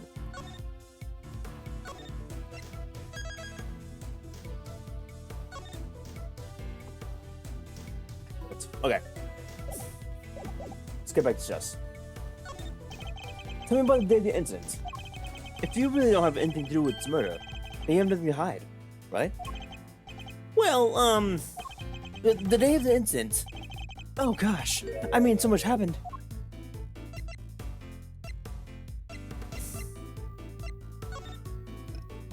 What was it like here during prison yesterday morning? I really don't remember. I don't really have the best memory after, I'm afraid. I don't have a clue as to how I pushed the conversation forward.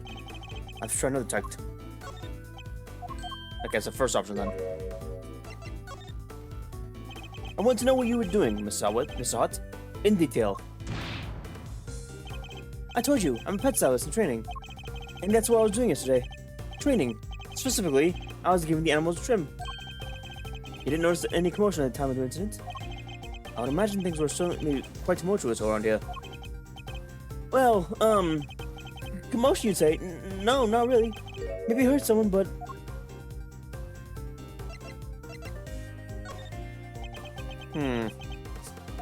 If you don't have anything to ask me, I don't need to be going.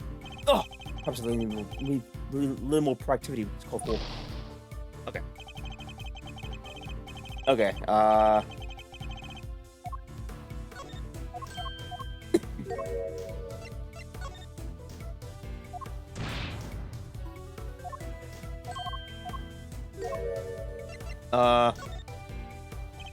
you heard somebody?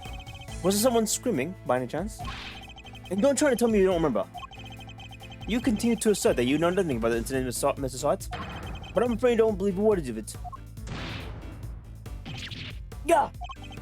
No, I thought I heard someone yelling, but I don't really remember.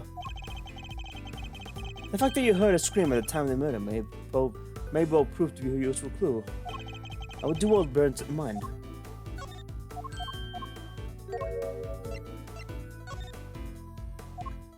Okay, that's where the scream show up.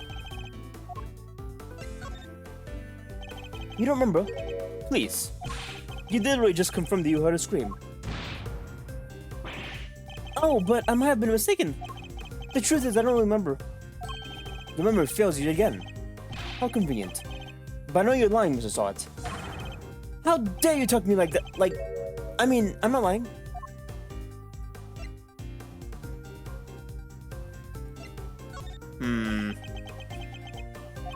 Look, if you must know, when I'm working with the animals and I get into the zone, they're all I see.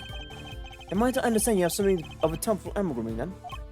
Well, my sister technique could be used a little work, but I'd say I'm quite good with the animals. They seem to like me. I'm especially good at calming them down when they get scared. Scared? And when exactly do they get scared? Surely it doesn't have to be very often.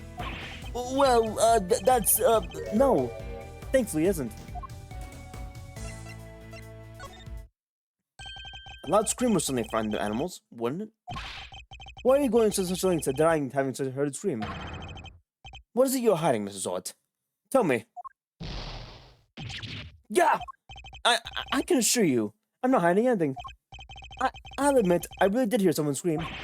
But I'm not hiding anything. I promise. The mask was finally beginning to crack. Now to shudder completely by asking about the scream itself in more detail. Oh, thank God, wow, shit. There's a lot. I'm afraid you're about to learn a painful lesson, Mrs. Hart. That hiding things from me will never end well for my opponent. When did you hear the scream? Oh, wait, now I remember. I forgot about the show. They put on a show for us prisoners around the time of the incident, you see? Yes, for performing animals, if I remember rightly. That's where I was this morning. So now you wish to claim me you didn't hear a scream, but you were at the show. You do realize this goes completely against everything you told me so far. And what are you gonna do about it, huh? That is, my memory is patchy, as I say.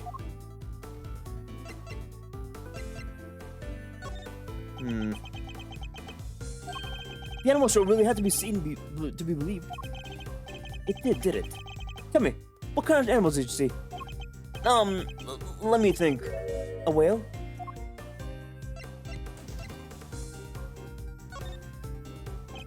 Enough of your lies. You were nowhere near the show, were you? Yeah! Well, I seem to remember being there, but maybe it was, maybe it wasn't. It's clear Mr. Salt wasn't at the show. This seems like a very valid clue. Who did you hear screaming? Wait, I just realized I made a mistake. When the incident happened, I was on the yard. Yes. So, I didn't hear anyone screaming. No one at all. How long are you planning to keep up these eyes? I already know that you weren't at the show. Yeah! The game's up, Mrs. Salt. It's high time you told me the truth. I demand to know about the scream, now. I can't tell you what I don't know. I didn't hear anybody scream, not from the person who found the body.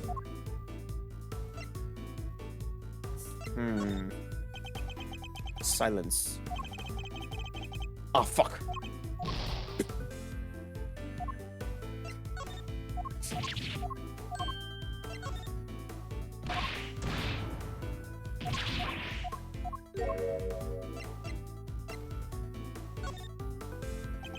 How curious. Most people will assume that the scream might have come from the victim. So then, why did you think it came from the person who found the body? Yeah, I made a mistake. That's all. How, Mrs. Salt? How did you know that it was a person who found the body who screamed?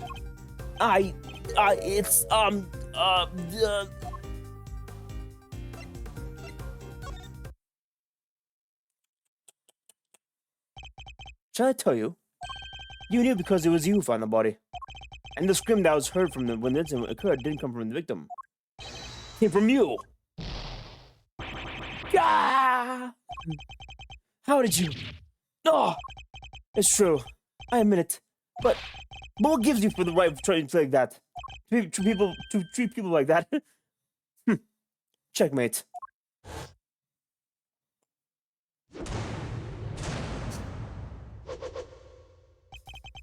Now that we've established that you were the one who found the body, Mrs. Salt, I believe you had any understanding you might have had to withhold your cooperation.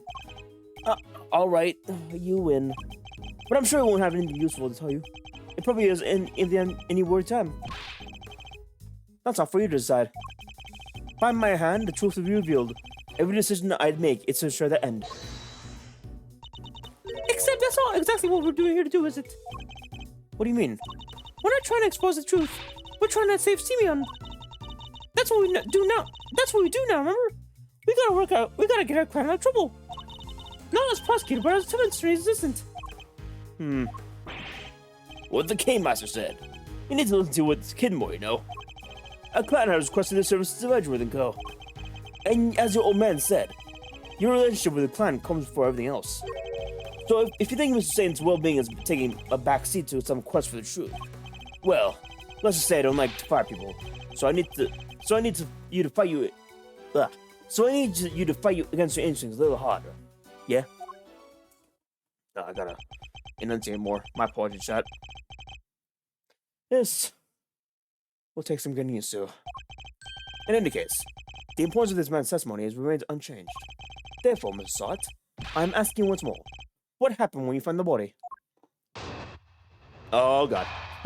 Here comes the ruddles. I just realized his glove is pink. Just like the one we found. So it's definitely his glove for sure.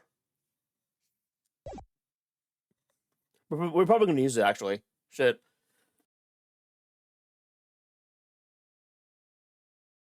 Finding the corpse. I wasn't in the workshop there by myself. Practicing what I was in the workshop by myself. Practicing what I learned. I don't remember how, but I found myself in front of the door. And the other workshop. I happened to peek through the little window.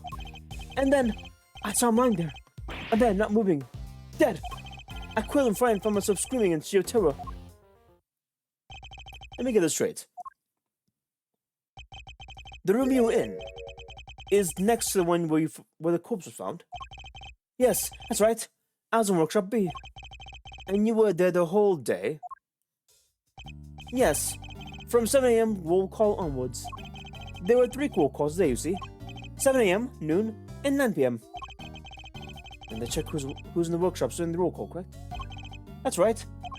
Something was reported to be amiss at 7 a.m. Which means the knight's body wasn't in the workshop yet at that point in the time.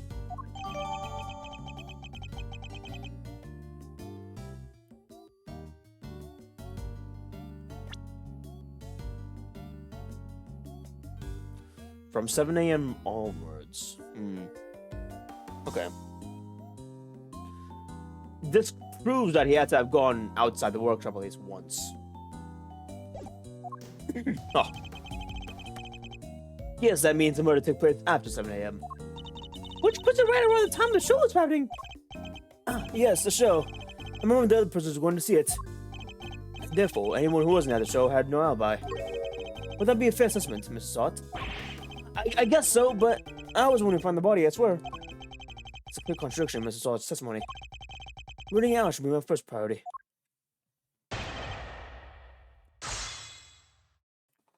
Okay. Five statements. Hold it! What exactly were you practicing? How to be pest sellers, of course. I'm a model prisoner after all. So he keeps saying. Hold it! You found yourself there? Really? That's right. And then I found myself peeking through the window in the door. Why did you think to do that? Why did you think to do that? Gosh, I don't know. I just found myself doing it, really. You clearly weren't concentrating on your work then. No, that's not true. I'm a model prisoner. It's just all the other prisoners have gone to watch the show.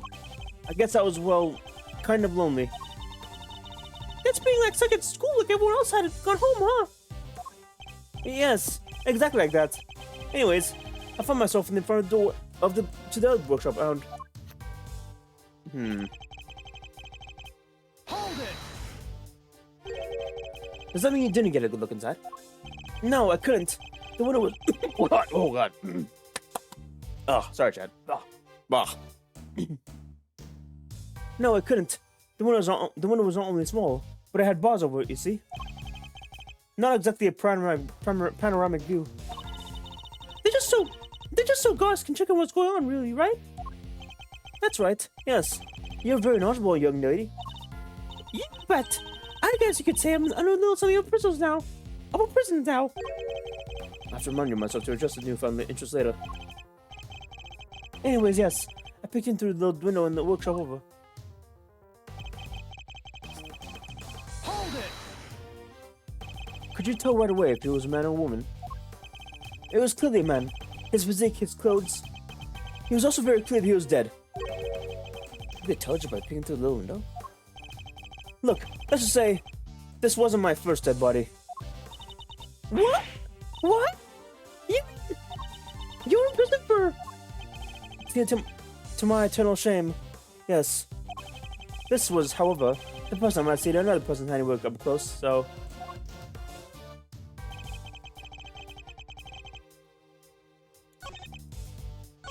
Hold it!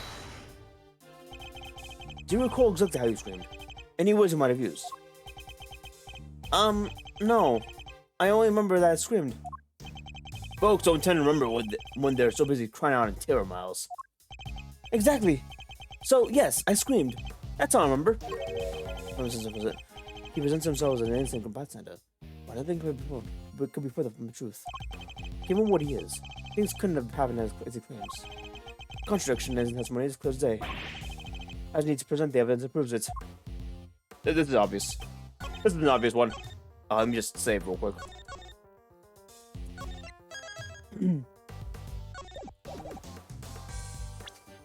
Objection!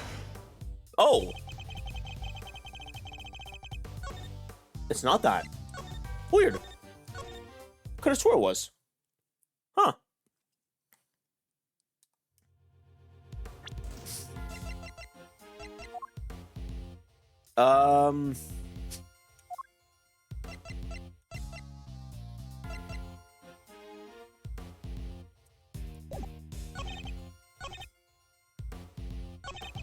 Oh, I get what they want. I get what they want me to do.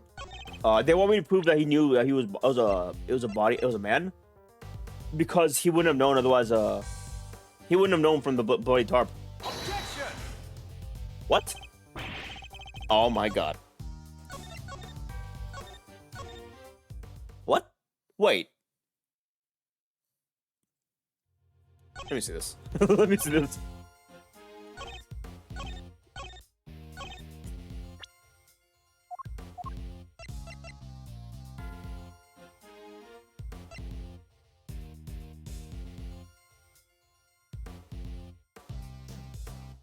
Oh! Oh, the door sensors would have opened it for him. Okay.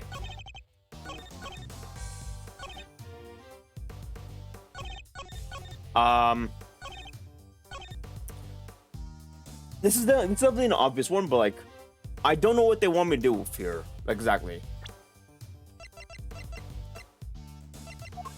Objection! Okay, yeah, that makes sense. Okay, I get it.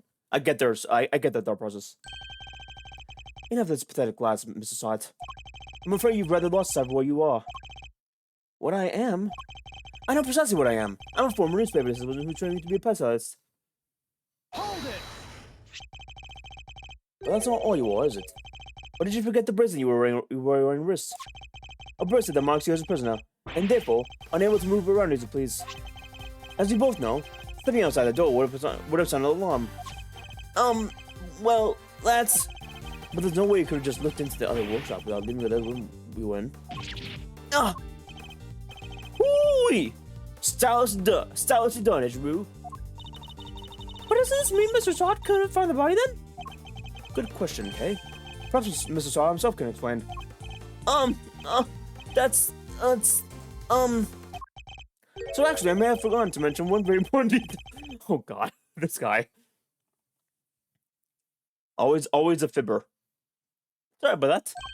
I can explain exactly how I was able to see the body, like... By all means, go ahead.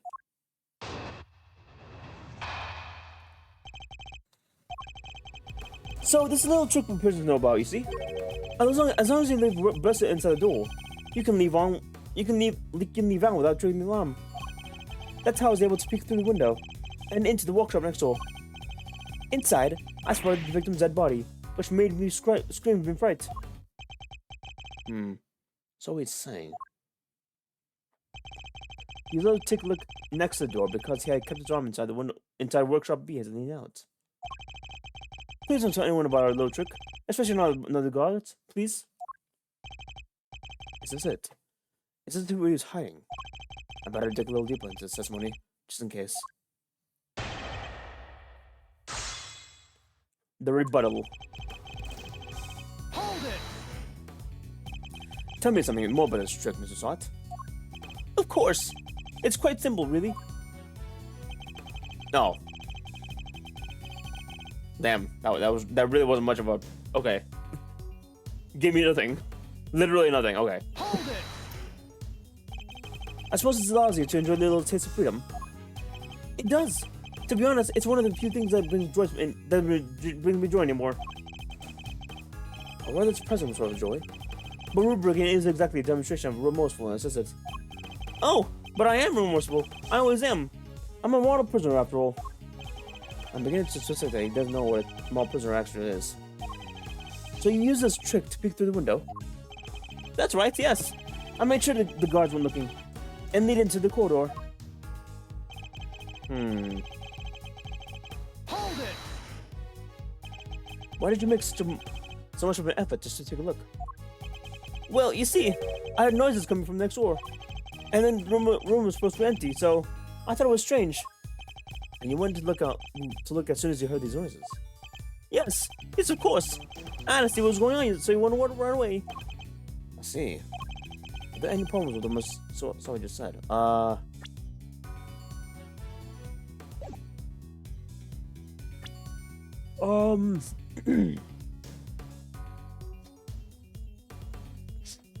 supposed to be empty, so I thought it was strange.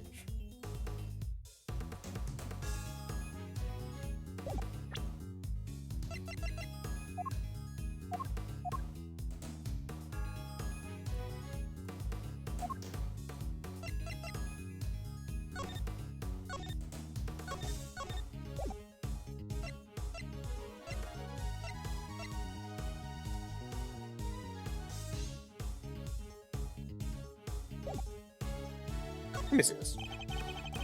You clearly looked into the room next as soon as you heard some noise. If that's the case, you must have seen more than just a dead body. Because the person who made noises should have been in there too. You've got him quaking in his bush, Mr. Edgeworth. Mr. Sahit, tell us the truth about what you saw. You do, of course, have the right to remain silent. But it will do so. It will do little to dispel the notion you were somehow involved in the crime. Sorry. I did see something else, but it's too insane to believe. I really thought I might have dreamt it. That's why I wasn't sure if I should mention it. Just tell what you saw. Alright. It was that dog. And what I saw is the stuff of nightmares. The huge black dog. He had sunk his terrible teeth into the victim's throat. What did you just say? He was hellish. Utterly hellish. The beast. That awful beast. He killed him. Oh god. Suddenly I don't feel so good. Jeepers creepers. That's awful. Talk about traumatizing. It was dreadful. Horrible. Now that you know I couldn't help but scream. So there's a man-eating dog in prison's animal population, is there? Black dog. I don't believe it. Something tells me the dog was trying to save him. Or it was probably trained. I don't know. And that really is everything, I promise. You believe me, don't you? For now. This one seems too far-fetched a lie, even for you. I'd like you to a point where you just told us his testimony, if you don't mind. Very well.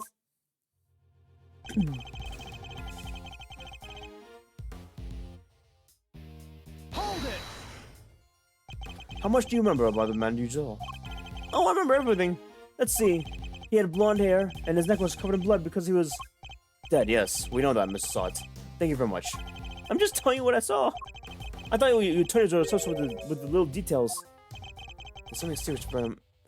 There's some serious venom behind those words. Something tells me you may not have the best experience with defense attorneys in the past. No. If only he knew. If only he knew. It's gonna be funny if he finds out. It's gonna be funny if he finds out. I also saw a black dog. His mouth clamped tight around the man's throat. Hold it! You sure this black dog was biting the victim's throat? Yes, there's blood everywhere. The beast's mouth was dripping with it, and... Whoa. Spare us the gory details, will you? What about the victim? Was he... Don't say it! Do you need to ask him that, Mr. Edgeworth? Oh! Kay! What was that punch for? I'm on your side here. He wasn't moving at all. He was just lying there. Meaning he was already dead. There was so much blood just oozing from his neck. Oh, he was dead as a doornail, I'm sure of that. Not even the twitch of a finger, just lifeless. Yeah, enough already. Why do you have to go into every little detail like that? To give you an accurate testimony. That is what you want, isn't it? Shall I add what you said to my testimony, Mr. Edgeworth? Please do. It was awful, I tell you. Terrible.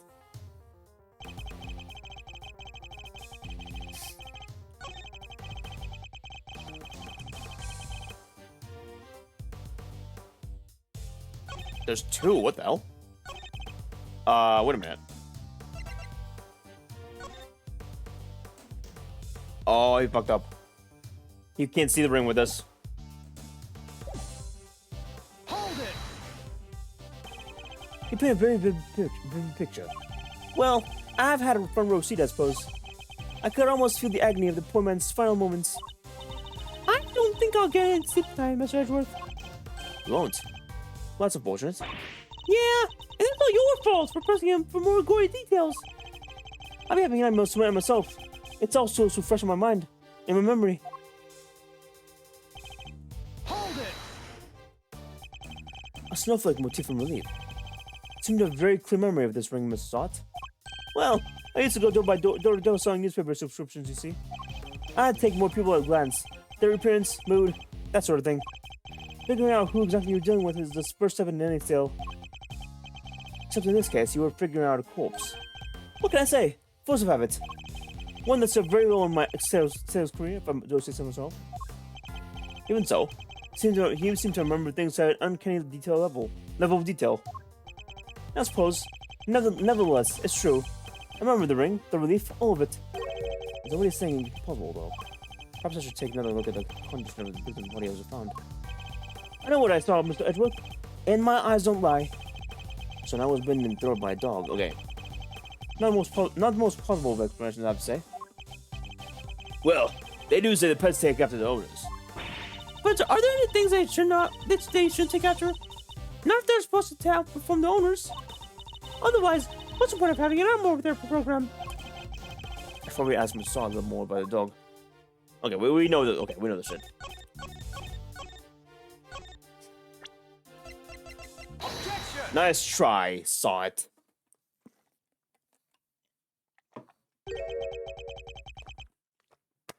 Oh, sorry, I need water. Give me a minute.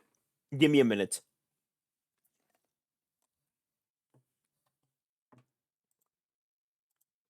All right. Ooh, pardon me, Chad. Sorry.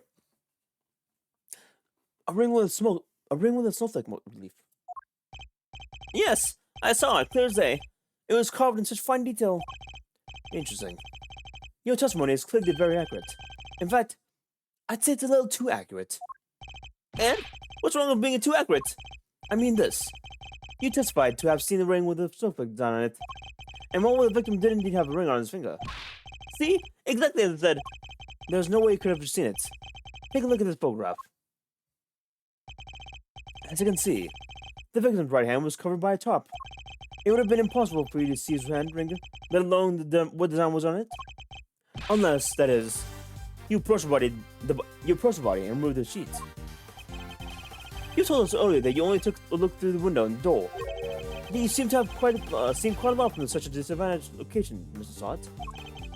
Who the heck do you think you are, huh? Mr. Big Shot act like you know it all. I mean, I know what I saw. I swear. Oh, I know. The man's arm. It must have been moved under the top after I peeked in. Objection! Nonsense. You already told us that you can't have been the case. Just lying there. You said to yourself that the victim was already dead. And dead men don't move, do they? Hooey! Is that the stench of it? Oh, did the inspiration I smell? What are you hiding, Mr. Sott? Tell us. No. You're wrong. I know what I saw. Nah! You couldn't let it go, could you? Had to keep on poking and prodding. You slimy two-bit associate, Tony! Seems the real Mr. Saw has finally revealed himself.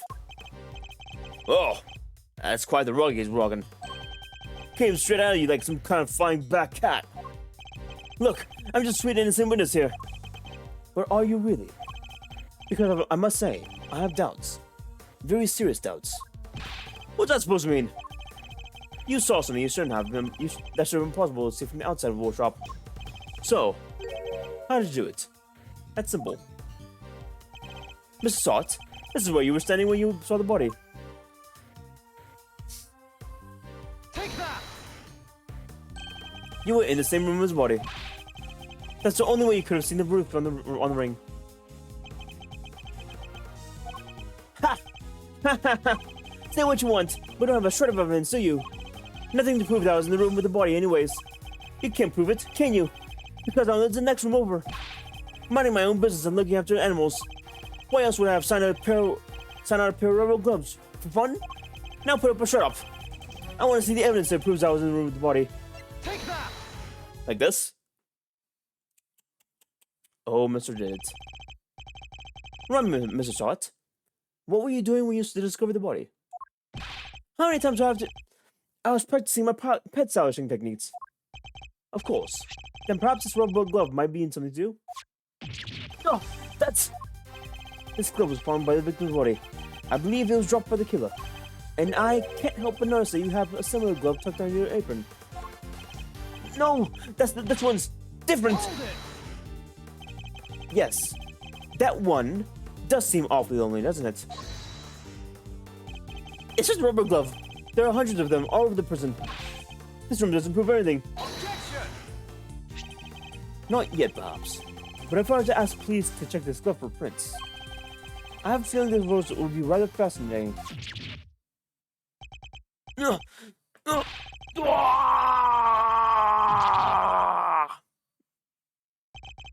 over. Objection! What the? That was pretty bad objection, alright?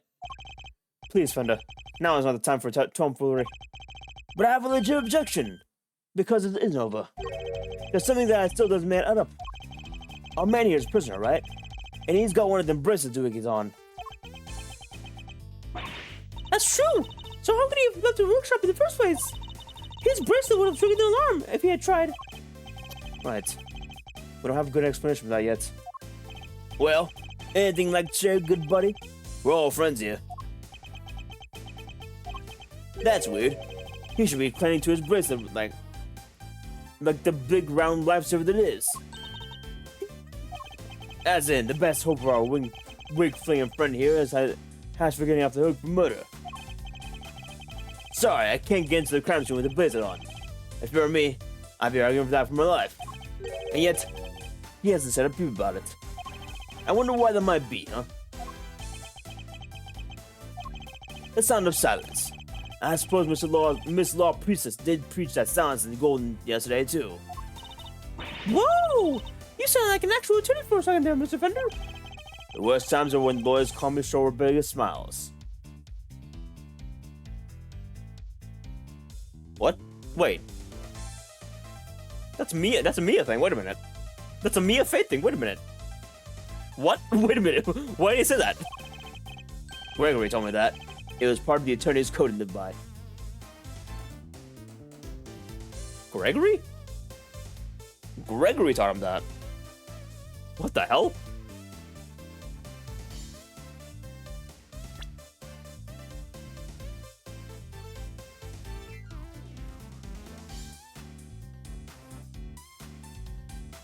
That's interesting. That's very interesting that Gregory would say that also. That's very interesting that he would say that also. So, friend, what's the dealio? Why so caught by your bracelet? Well, to tell you the truth, it's broken. Broken. I fell over a little while back, you see, and hit it down on the floor. After that, it didn't seem to set the sensors off anymore. I should have told the guards about it, I know, but, well, it was awfully convenient. I see. So the bracelet's broken. But did they really break that easily? If so, this person has a serious security problem. You there? Can we have a moment? Aren't you the cutest thing? Meow! How can I help you, sir? This prisoner's bracelet appears to be broken. What? Really? That's not good. I'll get someone to find a place from right away. Thank you. We'll keep hold of the broken one for the time being.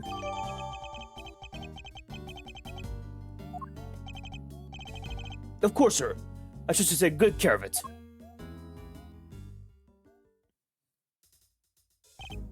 Sweet. Bracelet sorted.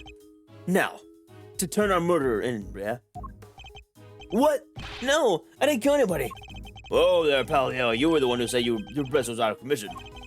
Or were there other inmates freely roaming on the halls while everyone else was busy watching the show? No, I just found the body. That's all. I promise. And when I did, that enormous dog saw his mouth wrapped around the poor man's neck. I only went into the workshop after the beast left. And why did you go in? Well, so oh fine. I want us to go through his pockets, okay? He was going to rob the corpse. That explains why I remember Knight's ring in so much detail. Hey, why are you looking at me like that? I'm the great thief. I never stoop so to steal from her. Well, I didn't steal anything either.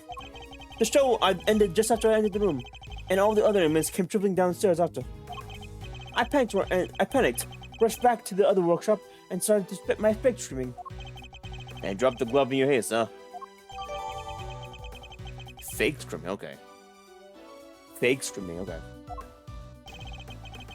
I guess this is just about hangs together. Anything smell funky to you, Miles? Other than whether Mr. Salt was the one who did it, I'd say one very significant question still remains. The question of how Matt made it into the prison proper from his holding cell in the detention center. Woo! Yeah. That one's a doozy. I can't help but wonder about another key feature of Mr. Salt's testimony. The dog. That dog's involvement can only mean one thing. Mr. Salt. Yes? What is it? Were you the only person who didn't go to watch the show? Well, no. There was one who didn't. Am I right in thinking this person couldn't have watched the show, even if he didn't want to? Yes. How did you? I knew it. I had my suspicion from when we first ran into the black dog yesterday. But this confirms it. For a criminal that dangerous to end up in a place like this is unbelievable. Where's this other person's cell? You're gonna see him? Who are we talking about here? Him! He's not like the other persons, you know? He's special. Gets treated like royalty. But you didn't hear about it from me. All I say is, if you value your life, you'll stay well away from him. What? Will you please stop trying to scare us all the time? The big cheese, huh? Well, I for one definitely value my life, so that sucks. They keep him in maximum security. Which is over there. Ah, that one. Oh, the door's open. Oh shit. Maximum security. Well, that's only one way of treating someone differently. Okay then.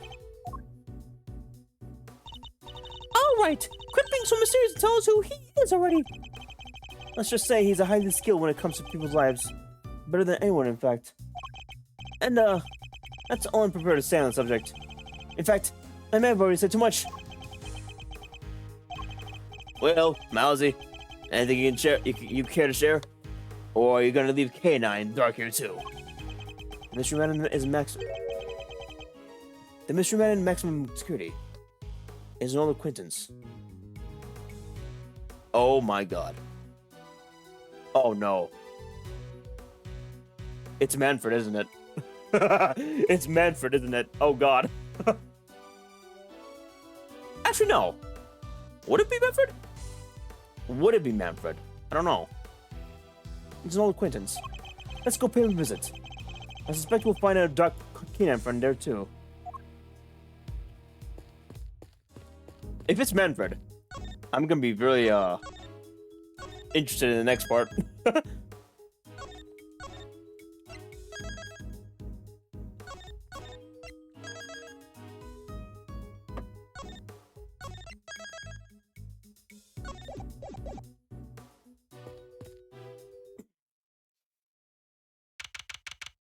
Maximum security.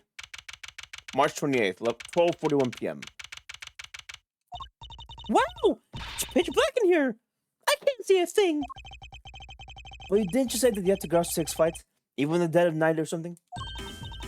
The depths of night, when no other bird dares to take flight. One alone shores to shine, the light of righteousness on the world's blight. And that one is me, for I am the great thief Yatagarasu. It's either Manfred or the ambassador from last game. I think that's either the case. Ooh! You're one powerful performer. Thanks! But that doesn't help me see in the dark. I'm a human, not you like a raven.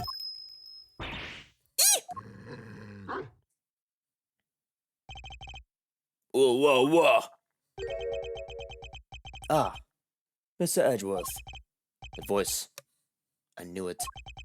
It has been far too long. You remember me? I can hardly forget me now, could I? After all, you were the one who put me away. Mr. Edgeworth, are you talking to the dog? Or is it someone else in there? Still can't see a dang thing. Oh, but I'm forgetting myself. Forgive me. I do not often receive visitors. One moment. I will turn on the lights. What the hell? He is not someone I know. You are a heavy-footed lot. Am I right in thinking there are 3 of you in all? Yeah, he's definitely new. I don't recognize him. Very well. Perhaps we should start by introducing ourselves. I am Bodhidharma Canis. Bodhidharma Canis. As you may have gathered, Mr. Edgeworth and I are old acquaintances. Canis was a notorious assassin. Some knew him as the Blind Butcher. His only weapons were a vicious hunting hound and a fiercely sharp knife. Huh. So the dog actually could have killed him. Interesting. This isn't the first time we've had an Ace Attorney game. Well, I guess it kind of was the first time that... It kind of was the first time that an Ace Attorney game used, like, the assassin plus dog motif for killers. But this is the first time I've played it, at least. This is the first encounter of that kind of trope in an Ace Attorney game for me, at least. There was another such character in another game. Interesting. This is the first time using it though. I think this came out like 2011. I think. His appearance was always announced by the sound of bells, the last sound his victims would ever hear. Well, Mr. Edgeworth, am I to guess why you have come to see me? You know why I'm here. In fact, I'm willing to bet you know every detail of this sordid little affair already. And I suppose we have nothing to hide from one another. Woo! Oh my god. That's kind of funny, how the dog just licks him. Your faithful canine friend is currently the chief suspect in a murder investigation. The person who found the body saw a dog with its mouth around the victim's throat. Your witness is mistaken. Helmut is a gentle soul. He is my eyes, nothing more. It is absurd to think that he would do such a thing, isn't it, boy? Yes, it is. You're a good boy, aren't you? Yes, you are. Helmut is more than a mere icing dog, and he's also certainly no good boy. He's also a trained killer. A weapon once used in this man's sordid trade. This witness of yours, he is trustworthy, I assume. Oh. Saul is anything but trustworthy, and he is still very much suspect himself. I can only claim that his testimony is beyond reproach.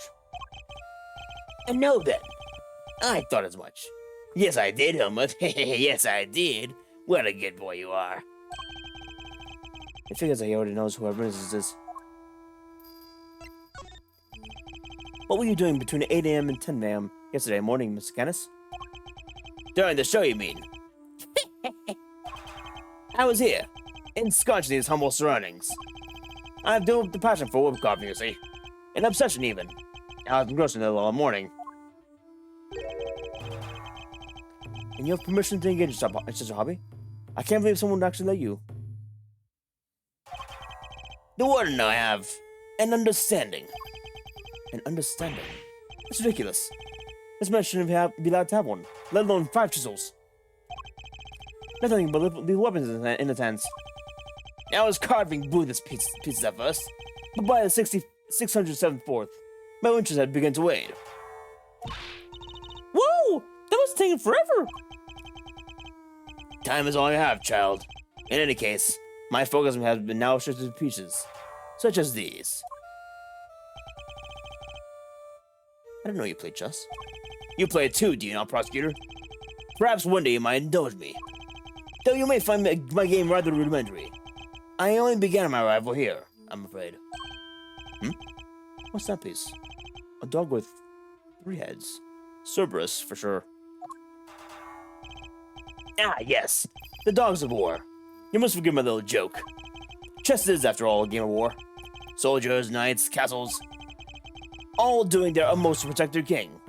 All loyal to the last. I've always thought it strange that such a game has no place for a dog. After all, what more loyal weapon can an army call upon? Yes, you are. Still, it's simply a piece I made for him. Fear not. I play by regular rules, and with regular pieces. Can't imagine it's easy finding opponents to play in prison, though. Oh, I'm my correspondence. Correspondence chest then. Sharing moves with hosts. Yes! Even prisoners are allowed to send and receive letters. Their contents are respected, of course.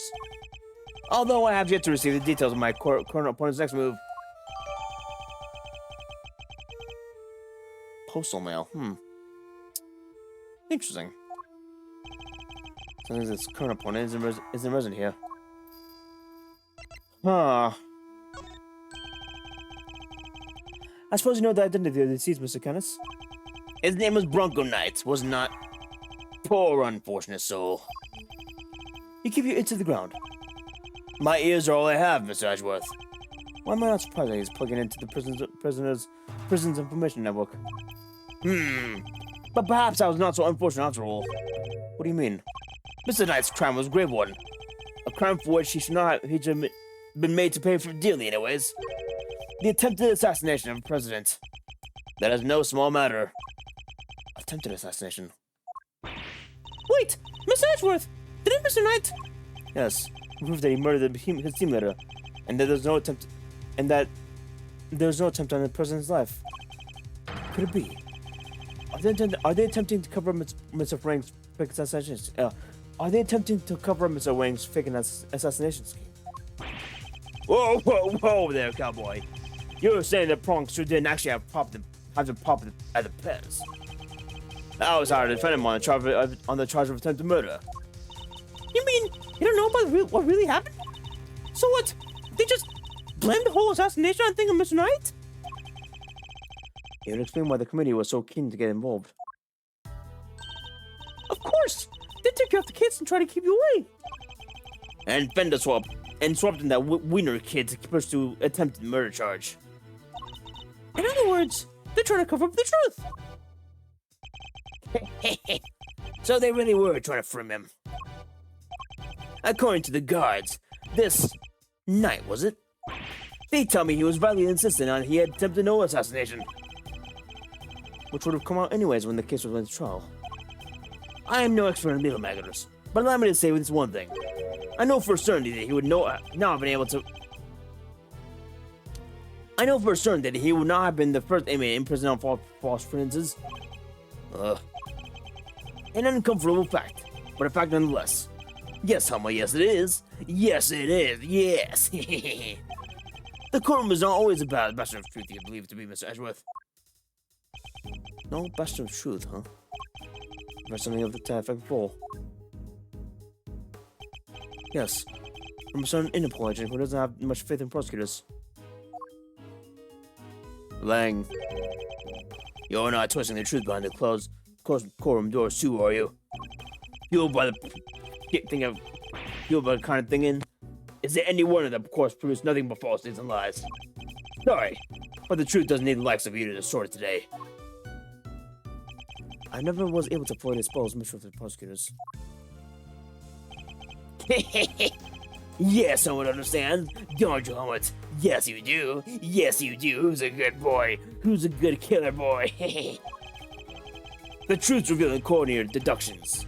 It is dangerous to trust either implicitly. No. But I'm not bitter. You are not the first to make me a subject of unfounded suspicions in recent days. In fact, I was visited by another prosecutor only yesterday. He was accompanied by a judge. They even dragged me the warden along. Her distaste for me lingered unspoken in the air. Not those two again! Prosecutor Wiener and Judge Gavel. They went over my soul with a fine-tooth comb, but they left empty-handed. They were looking for the murder weapon, I believe, to no avail. But I mustn't take it personally. Rumor has it that they searched every cell in prison, and still failed to find what they were looking for. I pray they weren't too disappointed. Interesting. Well, that posed more questions than answered. What do we do now? Solid testimony was flimsy at best. I need some more proper evidence if we want to take Kenneth on. Well, I think that's quite enough of chit-chat for one day. Helmut will show you out. Good boy, Helmut. Go on now. He's not showing out permanently, is he? Let's get out of here. Come on. Until next time, Mr. Cass. It does pay me that a brief time must end, just as they were becoming reacquainted. I await your return, Mr. Edgeworth. Okay,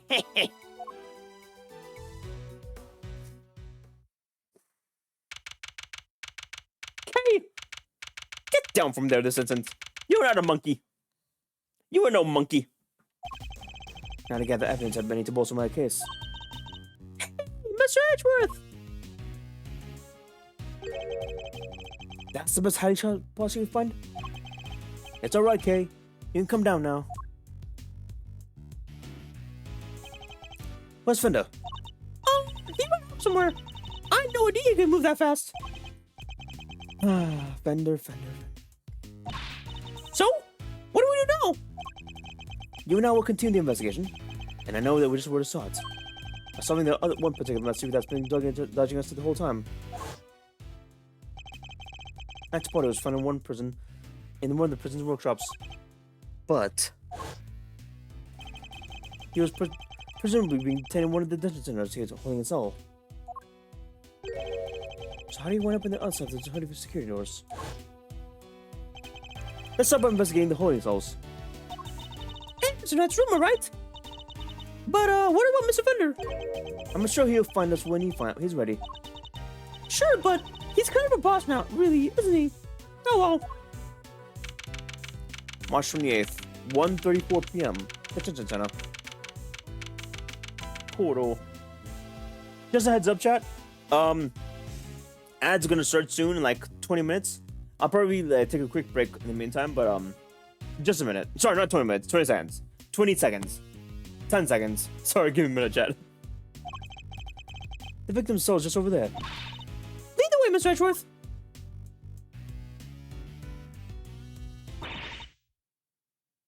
I just about had it. Yeah. Ads gonna start soon, chat. So just a heads up, chat. Just a heads up. Who's that? Oh, the warden. Warden the god. She must have come in from the quarter marked no entry. Yeah, the ads are gonna start soon, chat. So they're gonna start soon. So be prepared. I'm gonna be back in the meantime, and I'll let the ads play while we're BRBing. And yeah, stay tuned, chat. We'll be continuing momentarily.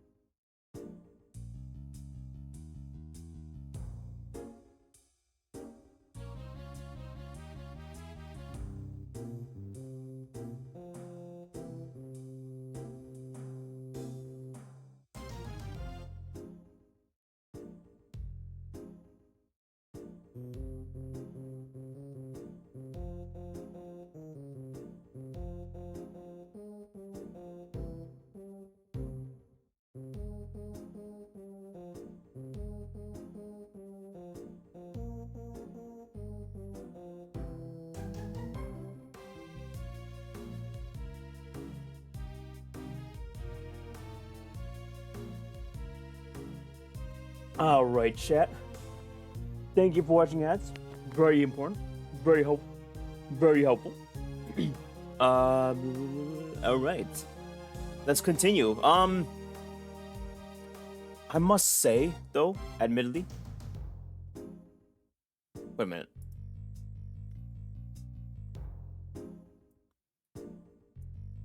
Wait, what the fuck? On. Where is this thing?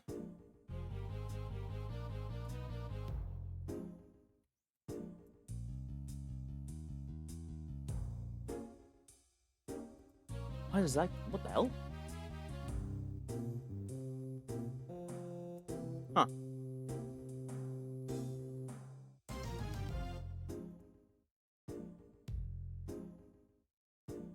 Never mind. Okay. Must be the same thing. Something unintentional. All right. What in the god? She must have come from the quarter marked no entry. He's still not talking, ma'am. Even with the evidence you borrowed from the prison. No. I've read so many times, I've lost count. What am I supposed to do? I can't send him a blank report. I guess a killer for hire was always gonna be a tough nut to crack. Killer for hire? Oh, I can help overhearing what in the god, but were you just talking about Bodhi the Armor Arcanus? Bodhi the Armor Arcanus. Mama, you were listening. How very gosh of you. A girl's perhaps sees her armor, you know. Do you normally conduct interrogations of men yourself? Oh, it's not just him, darling. I try to have the occasional tete-a-tete with everyone, you see. That's what it means to be a member of the family in this little home of ours. There isn't a person who hasn't made the privilege to my office at least once. Your office? How sweet. He ain't waiting for an invite. Well, I suppose it is the hardest ticket in town. It's down this corridor here, darling. But FYI, I don't just let anyone water me willy-nilly. Let's see. I would put it around here. It's such a wonderful room, if I don't say so myself. All my guests rave about it. And who wouldn't want to view my family's garden and yard? Ooh la la! The yard? If it's anything like the rest of the place, it's probably full of adorable animals, right? Can I see? Oh, darling, it's so sweet of you to take an interest, but I'm afraid that this is not possible. Why not? Because you're not a member of our home. If you want to see that badly, you'll just have to get convicted for doing something unspeakable. That's a rather steep price to pay. Oh, but just listen to me. Chatting away like there's no tomorrow. There's time for Allie's lunch brunch. The poor dear will be dying. Allie? The sweetest little deer in the world. I know I shouldn't have favorites, but you know how it is. Now to the yard with me. Shaft now, darlings. The fucking dog on her acting like a scarf is so fucking good. I love it. I wanted to ask more about Kenneth, but she dominated the conversation from start to finish. Let's go investigate the victim, shall we?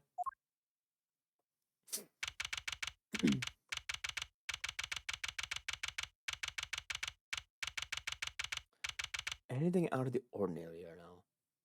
Jesus Christ, there's so many cobwebs and webs. God damn.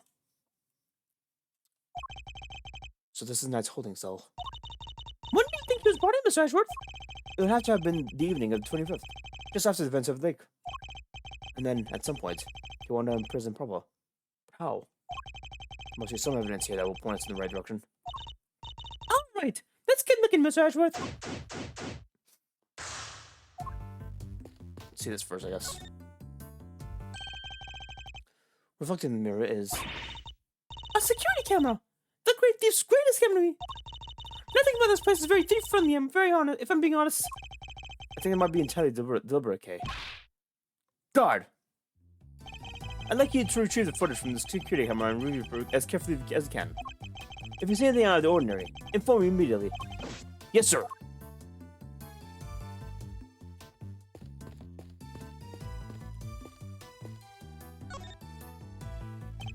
I must scout the skinny and skip anything that catches my attention. It's crossword. Making money while serving time. A second chance of life. You'll laugh again. You'll laugh tomorrow. An anthology. Understanding animal emotions. Life as a pet stylist. 200 Days of Freedom. An escape story. What the hell? Oh, what's the menu doing here, Miss Ashworth? Seems that those held in detention center are able to choose what they like to eat each day. If they can afford it, that is.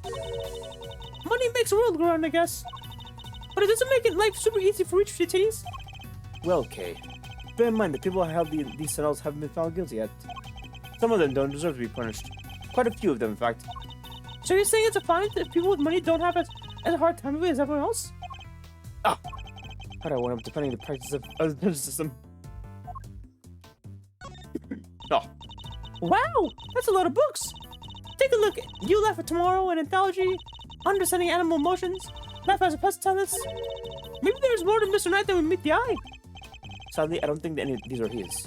They would likely specially selected and placed here for the detainees. With the hope that they will want a better life for themselves during the time here. Second Chance of Life. Interviews with a former prisoner. These books appear to have been written by current model prisoners and former inmates. Oh! I like the look of this one. 200 Days of Freedom, an escape story.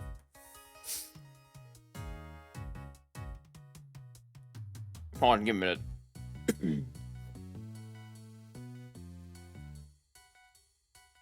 Give me a minute, Chad.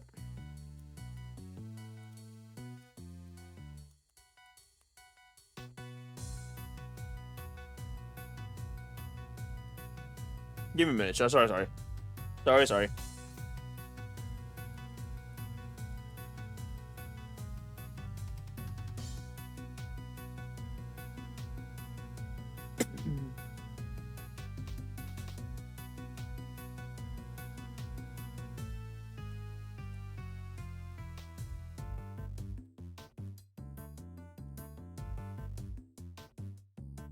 Give me a minute. Sorry.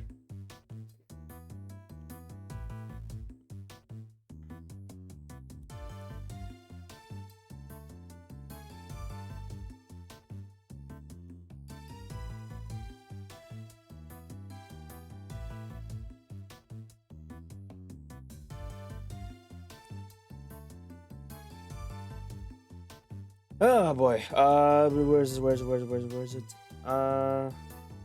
Okay, here we go.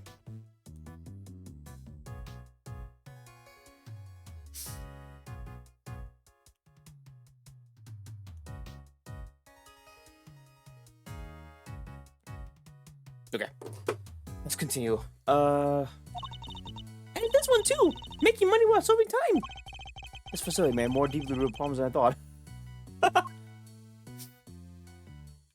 What is this? Crossword puzzle. Hey, look at this wood piece of paper. There's some sort of grid on it. Let's take a closer look. Next move. This is the fucking chess thing that Candace was talking about earlier. The grid appears to be a chess diagram. The victims, I suppose. What's a chess diagram? A visual representation of the game of chess. See how locations of all the pieces are marked? This seems to be closely fought contest. But perhaps if the pawn were... No, wait. No, Mr. Ashworth. This is not the time to be playing games. Yes, but I suppose you're right. This isn't my first time seeing the configuration of pieces. It was from a different perspective, but it was definitely the same game.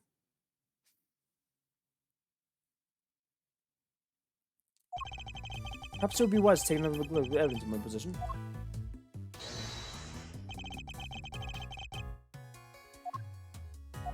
Yeah, there it is. Eureka! This chess game. I've seen it before. Enough with the chess chat, Mr. Ashworth. We're supposed to be investigating here. Focus! I am investigating. This particular bit of chess chat could prove vital. Now, take a look at this. Can you tell me what it is? It's just that we saw Mr. Kenneth itself. But I don't really know the rules of chess, so... The rules of the game are not important here. What's important here are the positions of the pieces. Compare the other ones in Mr. Kenneth's cell with these. Do you notice anything? I don't know which pieces are which or anything, but if you turn the diagram like this, there are pieces in the same squares. Indeed. There's no dog in the diagram, but that's to be expected. Apart from that, however, positions of the pieces are identical. What does it tell us? Oh, I have my correspondence. As unlikely as it may seem, Miss Kenneth's chess opponent was Mr. Knight. Mr. Knight! This could be the proof that we need to show that Miss Kenneth had a connection to the victim.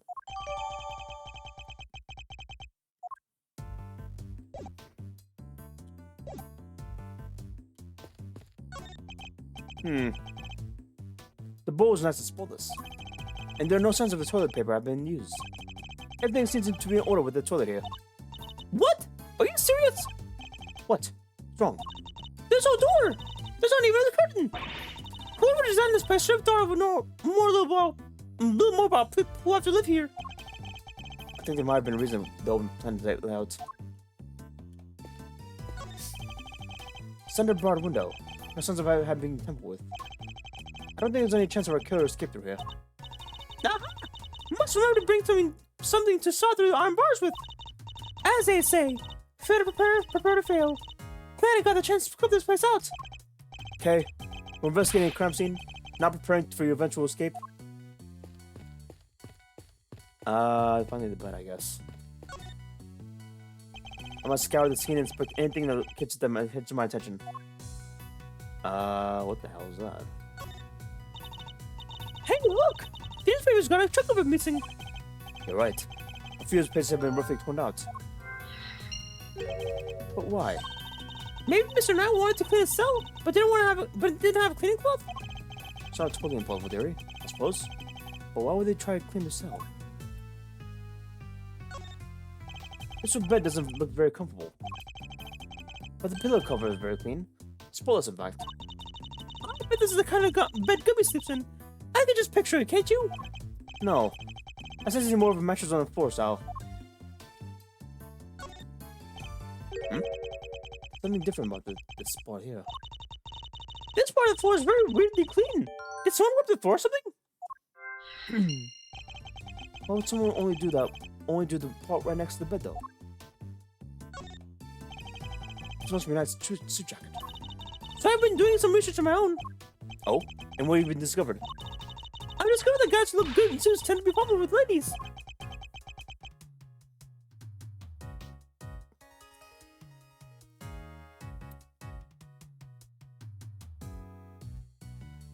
No shit. No shit, Kay. But don't worry. Cat with frilly neck gloves are next on my research list. Please stop. Please stop. Let me see this real quick. Let's see what truth I can find.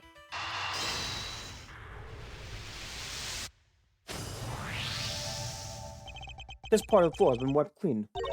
Maybe he spilled some grape juice? Who knows? But we can certainly imagine what he used to do with the wiping. The torn up pages of the newspaper. Why wouldn't the guard just ask for a call or something, though? Perhaps he didn't want anyone to see what he was wiping up. Hold on, chat. Let me see this real quick.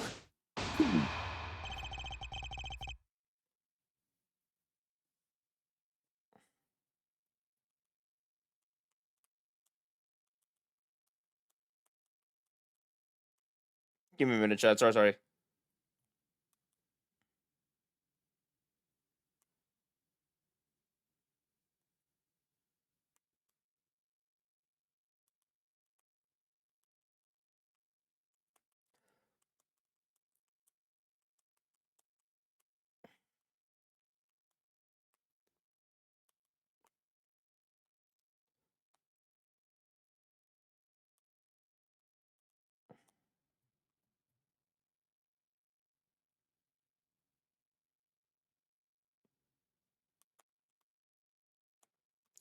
Give me a minute.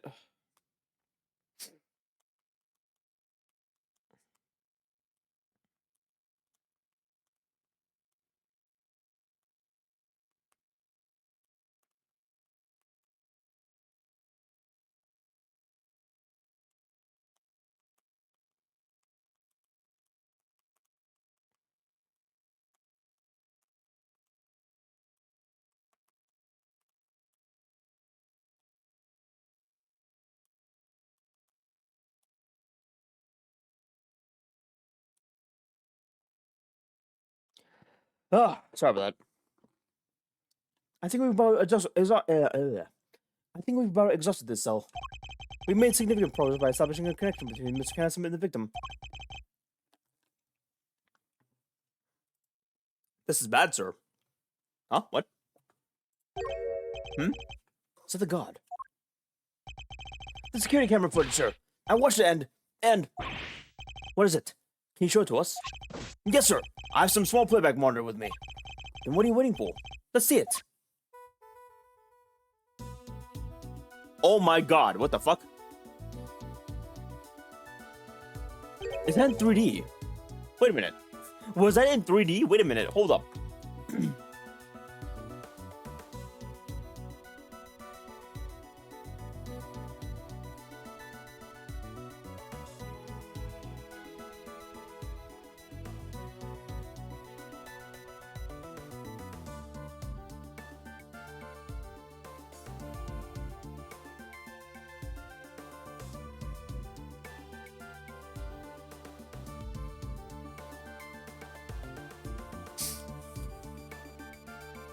Ah.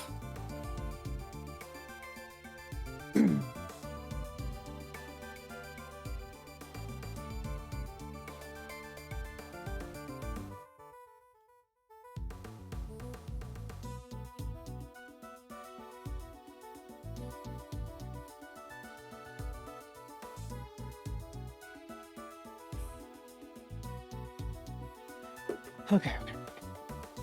What's that? That black thing! That's a dog, right? Until now, our assumption was that the crime had taken place inside the prison proper. But it seems that assumption may have been wrong. Knight had actually been attacked in this location. Take that! Right here in the detention center.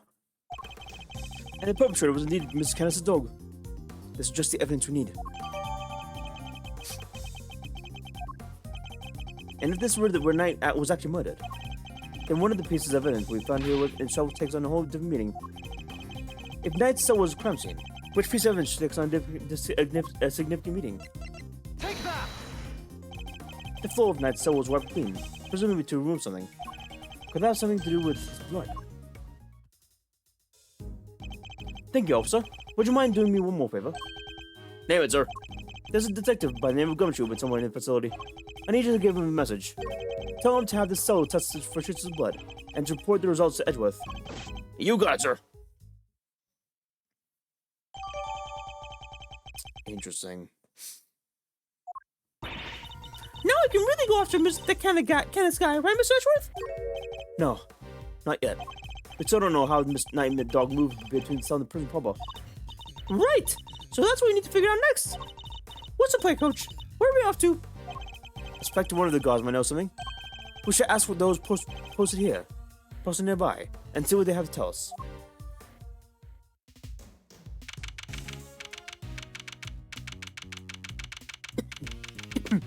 Oh god.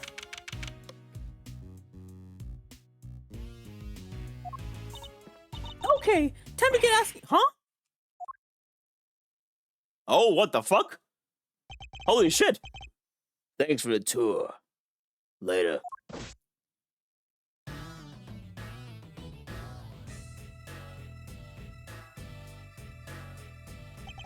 Well, well. Mr. Prosecutor's ill friend. I didn't expect to run into you here. Must be my lucky day. This is Agent Shilong Lang of Interpol. He was in charge of a case I worked on 2 weeks ago back. I thought he had gone home to Zhengfa after that, but he's here. He had some business to take care of, I take it, Agent Lang? You could say that. Nothing of these concern you, though. First a black hound, now wolf, now black. Hey, wait, why are you acting alone today? That's true. He's usually accompanied by an army of police officers. I hear you were at it again a couple days back. Sticking your nose in the things. A couple of days back? Ah, you mean the incident with President of Zhengfa. Actually, I thought you might be there as well, heading up the security detail. Ha! Our president doesn't have much faith in the efficacy of its own country police force. Maybe now I'll think twice before using contractors again. Amateurs. Again, Agent Lang doesn't have much faith in prosecutors or the court to do the job right. Which is why he is so meticulous about investigating with his hand-picked cream of crop officers. Indeed, none of things would have turned out differently had you and your men been in charge. My men, huh? Yeah, those guys aren't around anymore. What? Why not? It's funny, isn't it? I'm a real lone wolf now. What are you saying, Agent Lang? What on earth happened? What on earth happened? I told you, it doesn't concern you. See you around, Miss Prosecutor. Wow! He seemed not okay. Yes, now would have very that much like to know why. But there's nothing we can do about it now. We'll worry about Agent Lang later. We'll have the investigation conduct. Alright, let's start by talking to these guards. God damn, the fucking... Actually, you know what? Where's my gameplay? PC settings. Not vertical sync.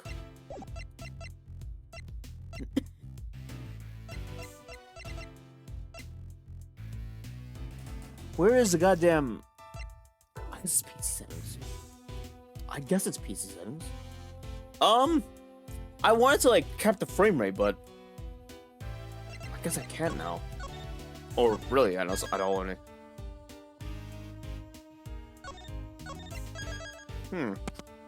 Oh well. I have to deal with the, screen tears, I guess.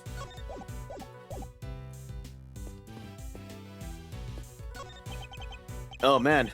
Am I in so much trouble? What's the matter? You seem perturbed. Oh, well, you see, one of my uniforms is missing. I could have sworn it was right here in my locker. Did you grow pair legs on her somewhere? Where in the world did that idea sprung from? Anyways, I hope you track it down soon. I'll be rooting for you. Thanks.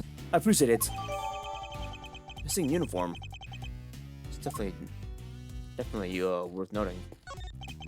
I was wondering, have you seen an enormous black dog running around here recently?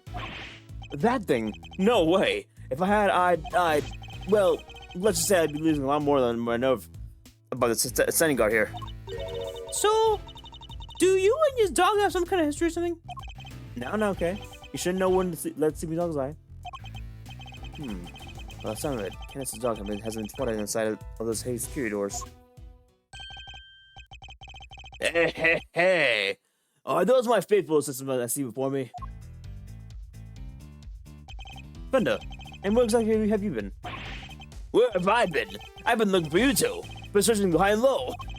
Wandering lonely through the prison halls. There was trouble, you know.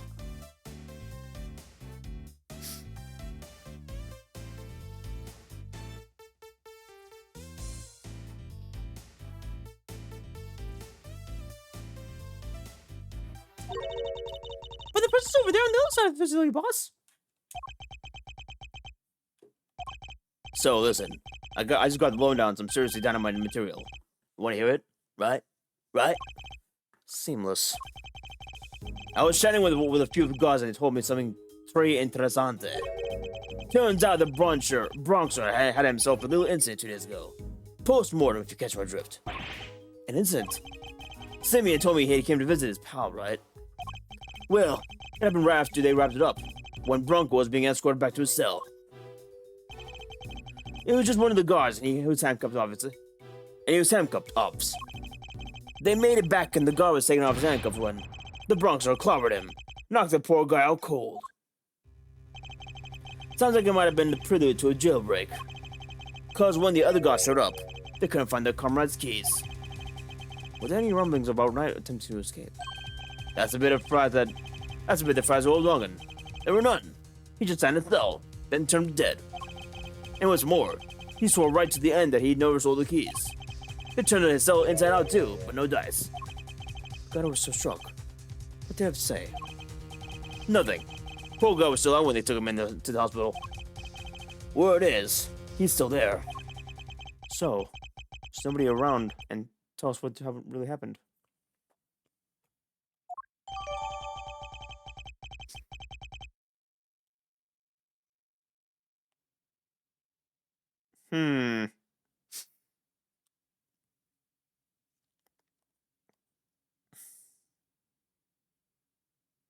Hold on a minute, chat.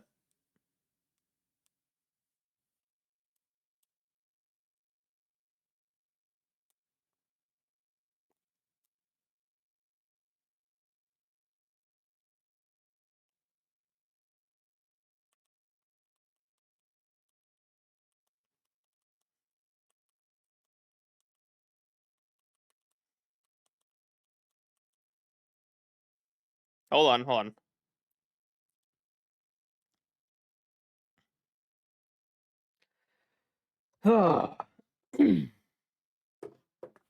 Okay. Knight's keys were stolen. No, the keys to Knight's cell were stolen, not Knight's keys.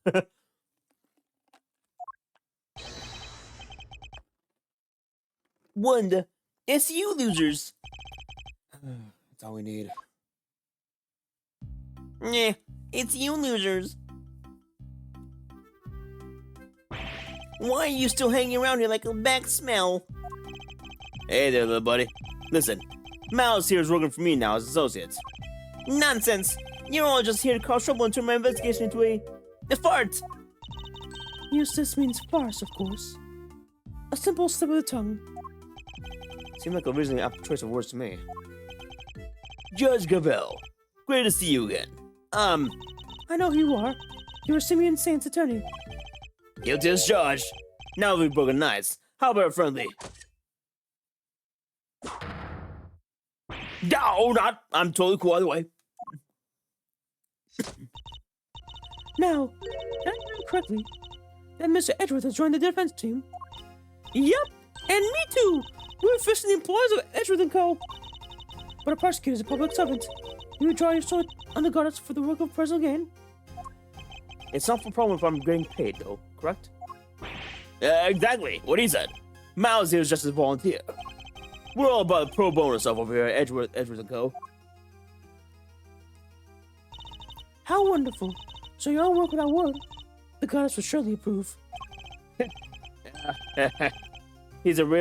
I'm a real philanthropist. Judge Gavel, I was hoping to ask about the grounds for Simeon Saint's arrest. That information is on need. Is that... oh, God. Sorry. Is that a challenge I hear?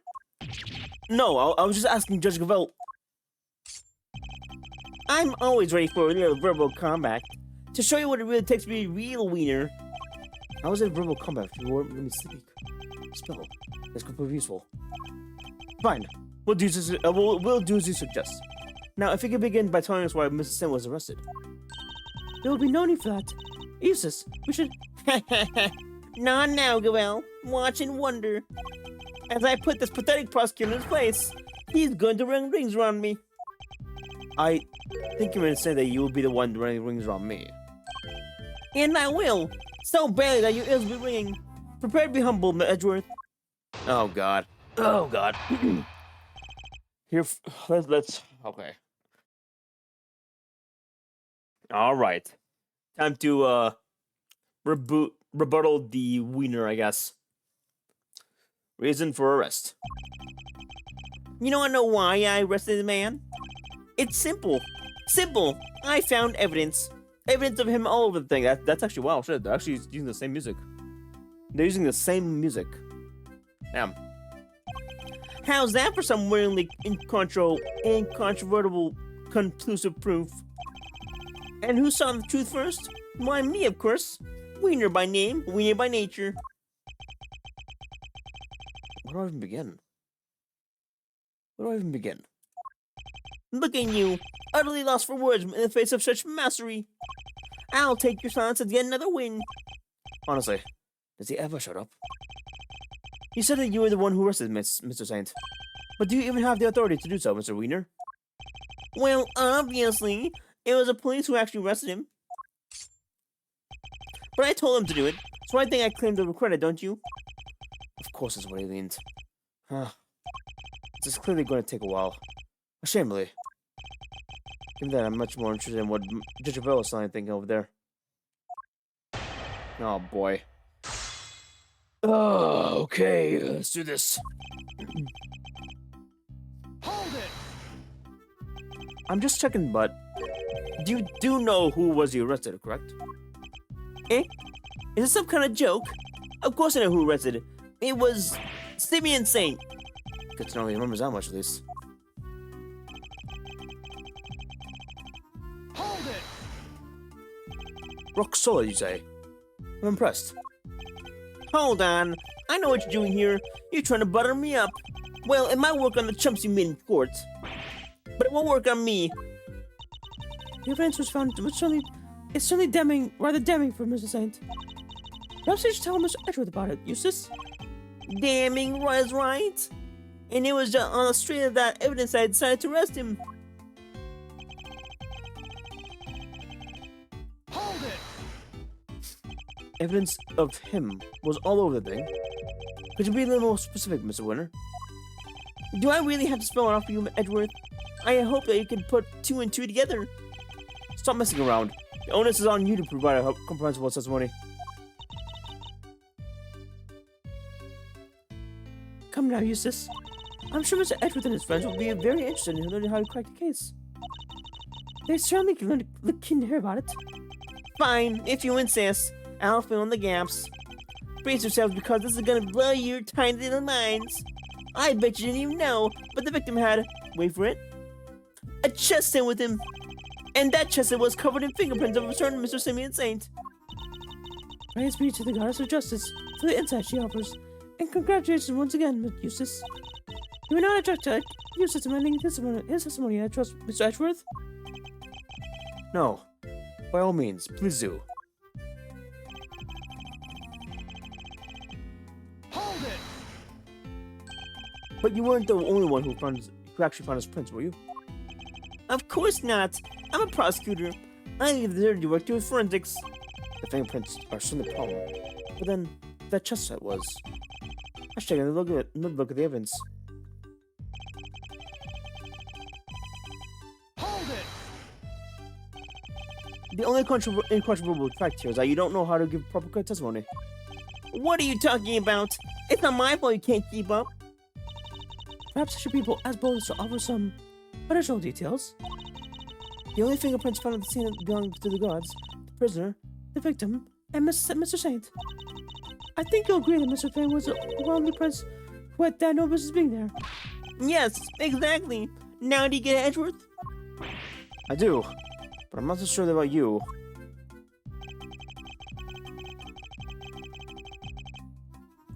I want to see all the dialogue. If there were other prints of the crime scene, shouldn't those people be suspects too? Other people? I don't think so. And why not? Had Mr. Saint's prints not been found in the chest set, the others would indeed have been suspects. Yet somehow, his prints were there, despite the fact that they had no business being there. Exactly. Which means Mr. Saint was, Saint is... He's neither prisoner nor guard. Therefore, he should not have been able to enter the prison. Finding his prints in a place like he shouldn't have had access to is grounds for enough arrest. It's ground enough for rest, no? Yeah, what she said. Not bad, Gavel. You are too kind.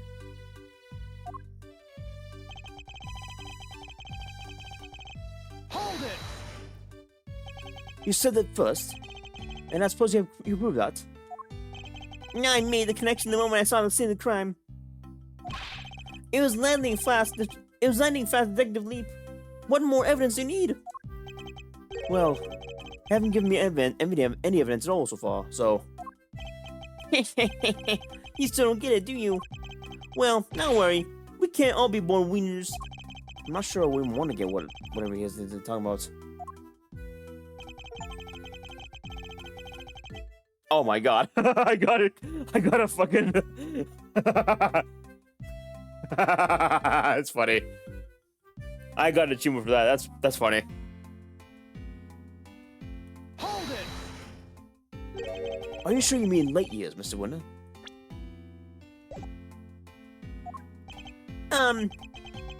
Maybe?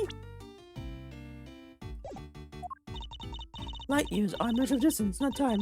Useless. It needs a mistake to make. Oh! What was that pause for? Was he breathing for some blitzkrieg moment? That is a good ass. That is a good ass quote to say. Well, that was Kind of vague, and really hard to follow. indeed. Perhaps I better start by teaching him how to properly express himself.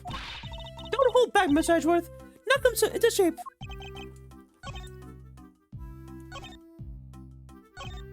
Okay, I'm just gonna present the chess set. No, the chess set? Or do we have a quote on that actually? I forgot.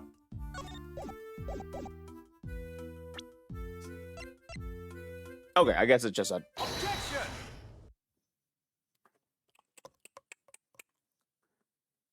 So the fingerprints on the chest set are the ace up your sleeve? That's the one on my whip? Oh, yes, the chest set up the chest set up the ace sleeve. That's right, Edgeworth. I've got a winning hand, as usual. Only, your winning hand is a busted flush. But you see, it was seemingly insane to brought that chest set to the victim in the first place. Therefore, it's only natural that his fingerprints are all over it. Huh? That took a while for a second. In conclusion, those fingerprints are unproved of anything, and Mr. Saint's arrest was premature.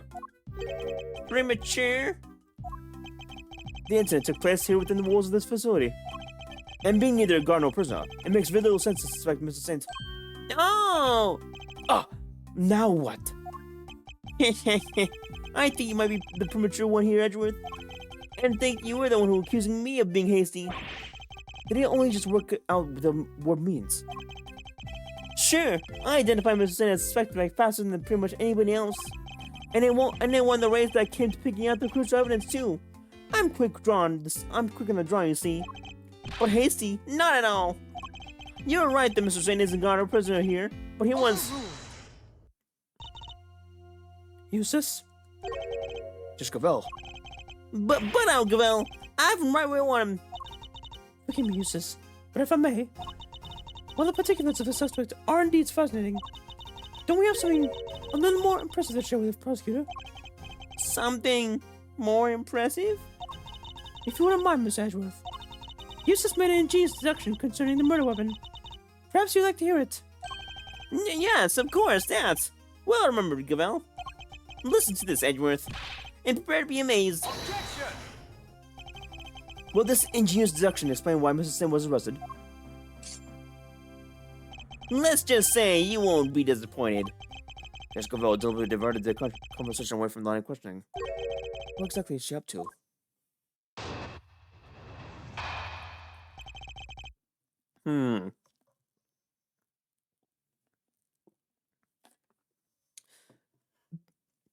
Definitely seems that Wiener is like a puppet, and Gavel's like the obvious puppet master for this whole thing. But I don't know how far it goes, you know? I don't know. Fact 1. The murder weapon was some sort of metal blade. Fact 2. Potentially deadly blades are strictly controlled within the prison walls, as we both know. From these two facts, I conclude the weapon in question must have come from the outside. It must have been hidden inside the chest set. That's what I think anyways. And since the only prints were found in the chest set belonged to the victim and the suspect, I'd say it's pretty blatantly obvious who brought the weapon in and used it, wouldn't you? Anything else? His testimony this time is a little more comprehensible than us. Another warning introduction, brought to you by the winner Eustace, prosecutor extraordinaire. More like one wiener. Useless prosecutor extraordinaire, if you ask me. Oh my god. Oh my god, that's what. Oh. The name pun's funny, actually. Eustace winner? Useless winner. Eustace means is really just useless. I get it, that's funny, actually. That's a funny name, actually. But how could anyone else even hide the weapon inside the chest set? Good question. Why don't you take a look for yourselves? Inside the chessboard. I suppose there's only one way to find out.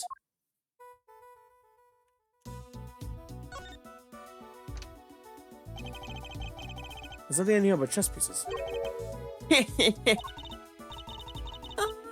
map is really something. Seems pretty up. Convinced that the weapon was hidden in here somewhere. Better take a closer look.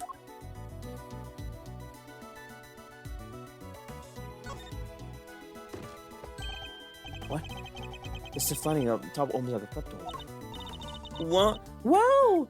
There's plenty of room here. Indeed. More than enough to tie something like a small knife. Ingenious, no? The killer snuck the weapon in by... Huh? What do you mean, huh? Let me finish, will you? I fear you've not been listening, Mr. Wiener. Or perhaps you've simply forgotten. The detention center is outfitted with a security gate. Huh? I mean... Hey Patrick, welcome to the stream. Hope your work has been tolerable. Or not bad, at least. Tolerable, at least. Guten Tagen. I must...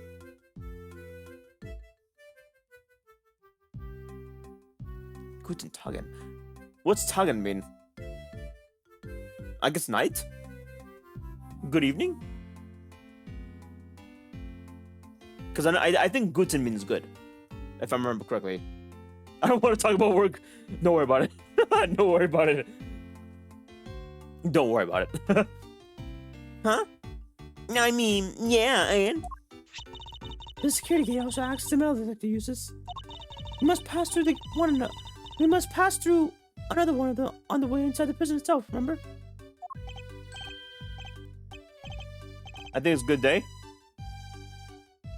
That makes sense. I would assume it's like German or Dutch for good day. I would assume so. I'm not entirely familiar with Germanic languages though, so I wouldn't know. Yes. That's right. Yes, of course I remember. He definitely didn't. It would have been impossible to smuggle a metal blade through such a gate into the facility. Which would seem to blow a rather large hole into your reasoning, Mr. Wiener.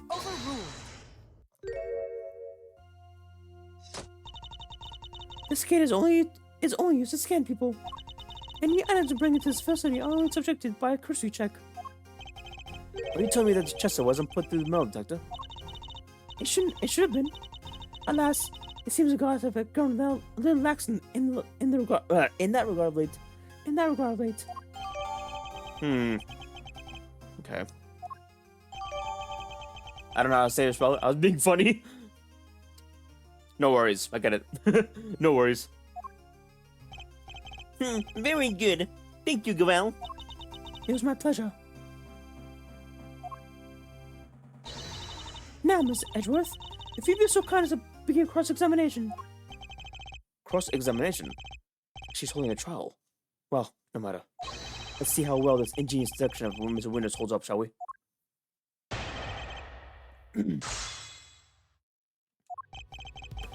Okay. Holy shit. 6 Siemens, goddamn. Hold it! A metal blade, you say? And do you have any evidence to support this? Heh. You mean you didn't even look at the victim's injuries? Why am I not surprised, you third-rate? The third blow was a stable into the heart, to the neck, and it was delivered by a knife-like blade. That much is absolutely beyond doubt.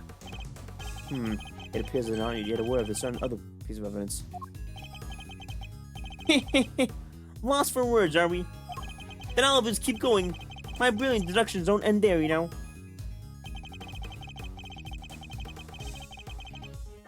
Do I just show this thing?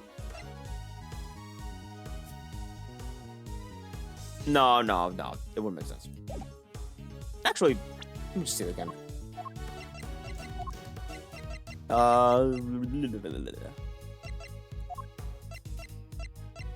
Okay, never mind. Hold it! The fact that such objects are strictly controlled doesn't mean they're actually forbidden. Well, no. I mean, some prisoners use scissors to cut animal hair, so... And that avenue of inquiry is quintessentially pursued. I see no right recall, Eustace. Yes, only one bladed object had been sighted out by a single prisoner at the time of the incident. The item was tested for traces of blood, but none were found. I suppose he's referring to the scissors Mr. Saul was using. So there's no way the blade in question came from the inside of the prison. Hold it! Outside? What does that mean exactly? The opposite of inside, you numbskull! Was that an attempt for a clarification or put down? Because it clearly accomplished neither. What Eustace means to say is that it must have been brought from the outside, from outside the prison, by Mr. Saint. Honestly, Edgeworth, if you haven't figured it out by now, then you're an even bigger loser than I thought.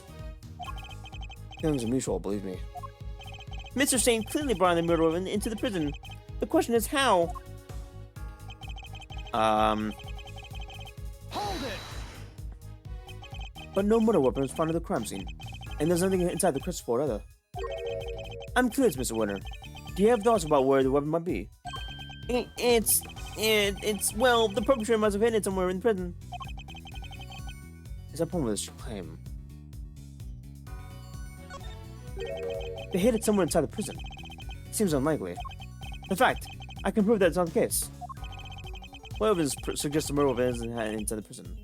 The detectors?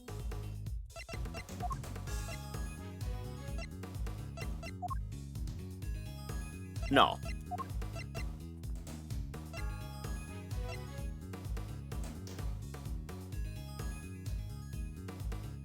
I guess door sensors would be the best bet.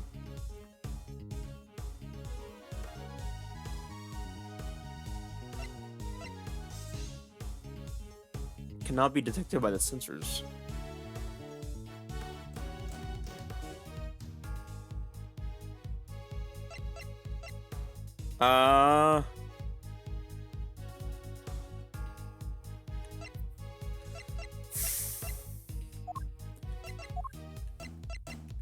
I'm gonna sew the door sensors to be safe. Take that! What? That's your evidence? Yes, and it's quite conclusive. Oh, fuck Christ. God damn it, it's wrong. Ignore him, Eustace. His evidence conclusively proves nothing. No, oh right. No, I knew that. I was about to call Miles. All right then. Where's this proof of yours? Let me just save real quick. Let me just save real quick.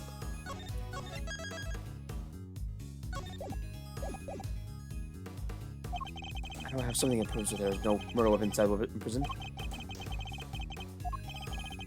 I don't know. Do I have anything?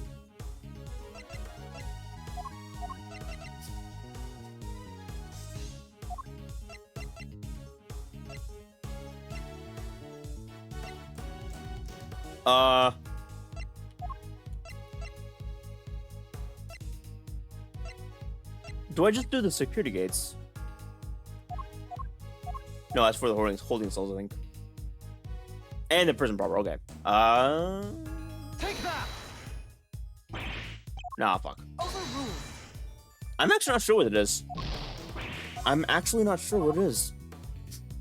I guess a bracelet. Take that! Overruled!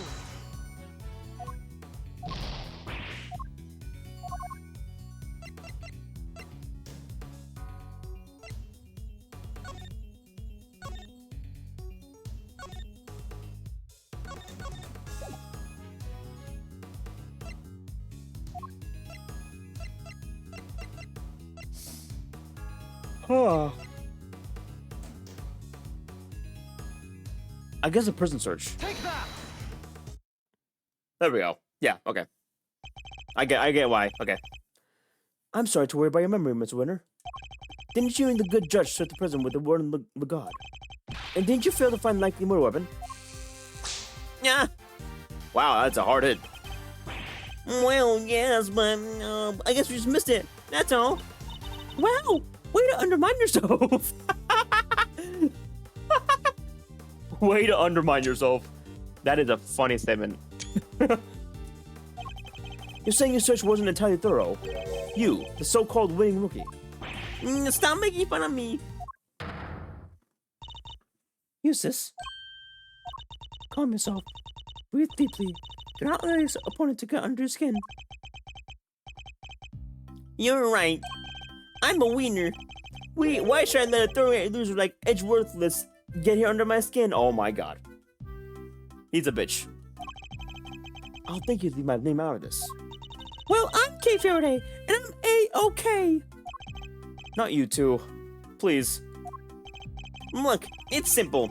Since my first-rate investigation didn't turn up any weapon, it means there wasn't one to find. Which leaves only one possibility. The murder weapon took the weapon with him when he left the prison. That's why we couldn't find it when we looked. Obviously. Objection! But what are you proposing is possible? And this proves why the culprit couldn't possibly have taken the weapon out of prison yet with him. Now we do this. Take that! Security gates. More memory trouble, Mr. Winter. Now you're forgetting things you said yourself. Now are you making fun of me? Again? Oh, so you remember what I said. But perhaps you might have been better served by remembering this. What's that? Wait, is this easy to remember? It would certainly seem that way. There's a security gate at each of the entrances to the detention center and the prison proper. Coming from the prison, anyone living in the facility will have to pass through both of them. 2 gates, both fitted with metal detectors. No, wait. Now I remember. Looks like we got the memory back. So, as you can see, there's no way anyone could have taken a weapon out through both gates. And therefore, there's no way the murder weapon could have left the building. Nah. In which case, Miss Edgeworth, perhaps you would care to tell us where you think the murder weapon might be. It is still on the premises. It's only plausible conclusions to be drawn. But we searched the prison from top to bottom, and we couldn't find anything. Because you were never going to find anything to begin with. Not when you were laboring under the misconception that it's a blade you were looking for. Yeah, we know the truth about what happened to the Mr. Knight. We've seen it with our own eyes. That is quite a claim. That is quite a claim. I assume you have the evidence to support it. What is a weapon that you used to commit? What is a weapon that was used to commit the crime? Take a look at this, Judge Gabel. With a weapon used in this case, and the weapon they used in the case will become clear. Take that! There we go. This is footage from the security camera turned on the Knight's holding cell. Now watch it for yourselves and see.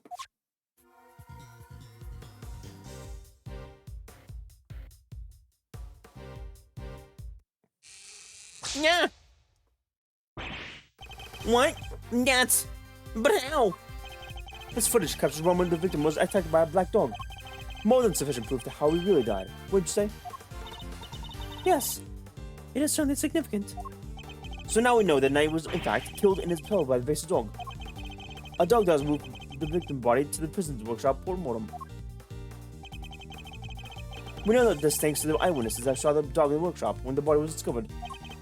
Of course, I think we can all agree that there's no way the dog could have planned such a crime by itself. Indeed, I fear maybe his handiwork after all. Overruled! That is quite enough of that, Miss Edgeworth. Judge Gabel? You are correct that the footage is an important piece of evidence. But it also raises an important new question. A question that I suspect you have also been asking yourself. He's right. There's only one made form with a version of events. The black dog, the one that belongs to one of the inmates. How did it move between the holding cells and the proper will? And the prison proper will? No! How do we answer that one, Mr. Edgeworth? The truth is, I don't know yet. Of course not. No wonder, boy. You didn't even notice there was a problem. Overruled! Until the defense proves an adequate explanation, the court cannot accept your line of logic. That is all. This court is adjourned. But wait, there's still so much more to explore. Overruled. Court is no longer in session, Mr. Ashworth. If you'd be so kind as to leave the courtroom. Court was never in session in the first place. Once again, this court is... Objection. We may not have all the answers yet, but we haven't explained anything at all regarding Mrs. Saint. What do you mean? Just as we don't know how the dog made it to one of the detention centers. Holding cells. You can't know how Mrs. Saint could have made it inside the detention center, let alone the prison. He would have had. God damn it. Just a heads up, chat. Ads are gonna start in like 10 seconds. I apologize. I apologize, chat, but it's gonna start soon. Hope you can watch that. It's very helpful. Question from Mr. Nintendo. Well, I am not Mr. Nintendo. I am Mr. Streamer Guy at the moment. You have to ask Mr. Nintendo. In the Nintendo HQ build. I'm kidding. I'm kidding. Wait, what's the question? What's the question? You are. What's the question? What's the question?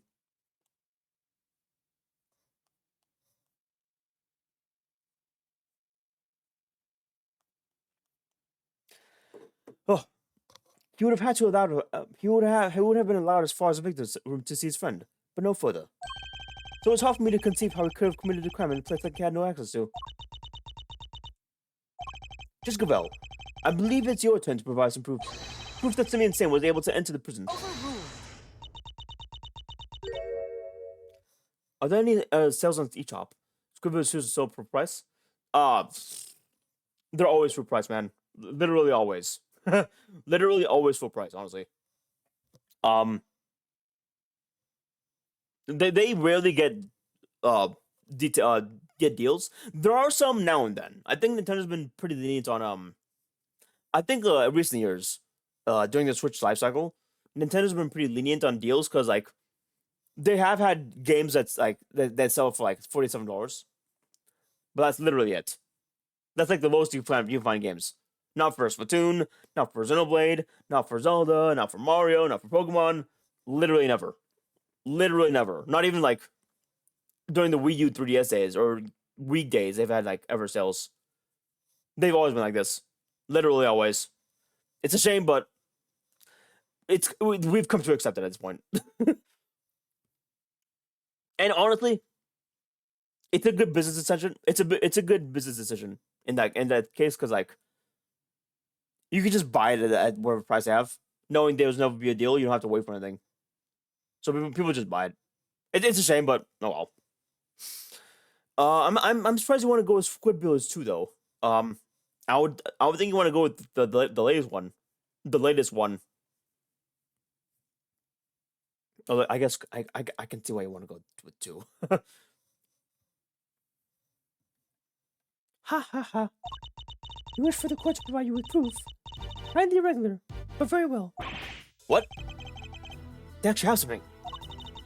Now seems like a good now seems like as good a time as any. And I suppose you have been kind enough to share your own theories in the case. What's she building up on here? What's she building up to here? Mr. Edgeworth, I suspect you don't know what Mr. Singh does for a living. So allow me to fill you in. He is a circus performer. Oh my god. Oh shit. Oh god, he wouldn't be able to enter the prison then. Fuck. A what? Yes.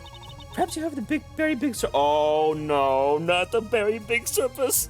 Not the very big circus again, oh god. Not the I thought if it was cheaper we could have tried it together. $20 on Facebook Marketplace. I mean physical, yeah. You're gonna find it cheaper on physical, but not like new or anything.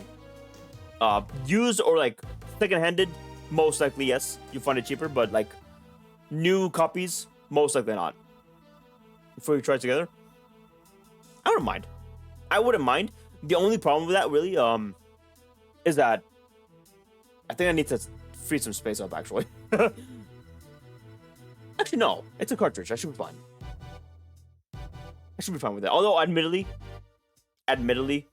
Patrick, I gotta admit, I would rather play more Monster Hunter. I would rather play more Monster Hunter. Ours are pretty bad, though. That's fair, yeah. But you know what? We'll try and see how it goes. We'll see. We'll see. Because we still gotta play Monster Hunter. We still have to play through Monster Hunter World. Yeah, we saw. The only reason why I haven't been playing Monster Hunter recently is because I've just been like on our binge and like streaming binge for like new games. But like once I finish this game, once I finish this game and whatever art I gotta finish, which is like this last one, I think I'm okay to like play games freely again. Because I haven't even played Zelda yet. I haven't even finished the new Zelda game yet. I've just been doing art recently. It's cool having been signed for F7, so true. Yeah, you did mention that. We'll see how it goes. Monster Hunter and Splatoon. We'll see how it goes. God, fucking Big Berry Circus. Oh God.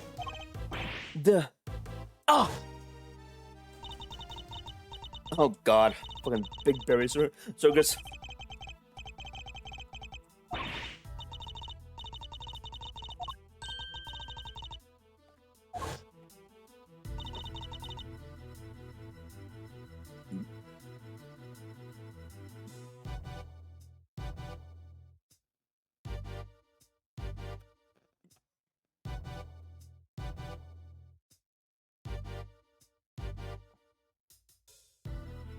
Bruh. What did you send me?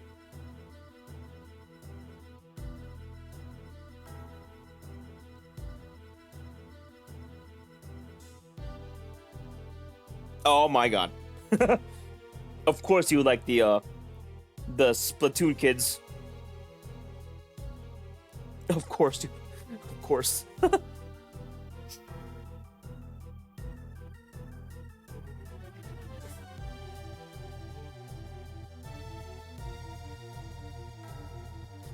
What if you got the time later? I send you fan art. Oh, never mind. I guess I already just saw it. You see it now, I assume. As I assume you are aware, a show was held yesterday for the prisoners' entertainment. A show featuring animals and performers. Former members of a very big circus. So, does that mean Mr. Saint? Yes. Mr. Saint was allowed inside the prison as a part of the show. A fact that has been confirmed by unreasonable doubt. Oh, no! She held on to that fact until the last possible moment. She let me run with my own theory, only to afterwards did she use to reveal the truth. Wait.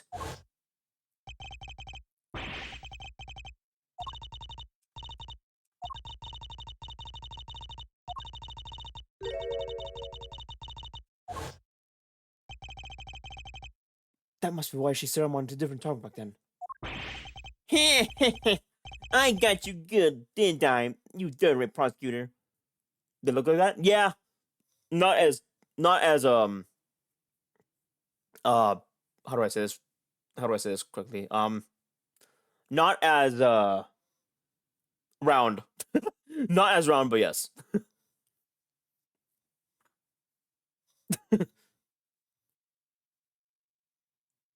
Voluptuous? Yeah, like that too. For good reason, of course. For good reason. Actually, you know what? You might like Marina. You might like some of the Squid Sisters more actually.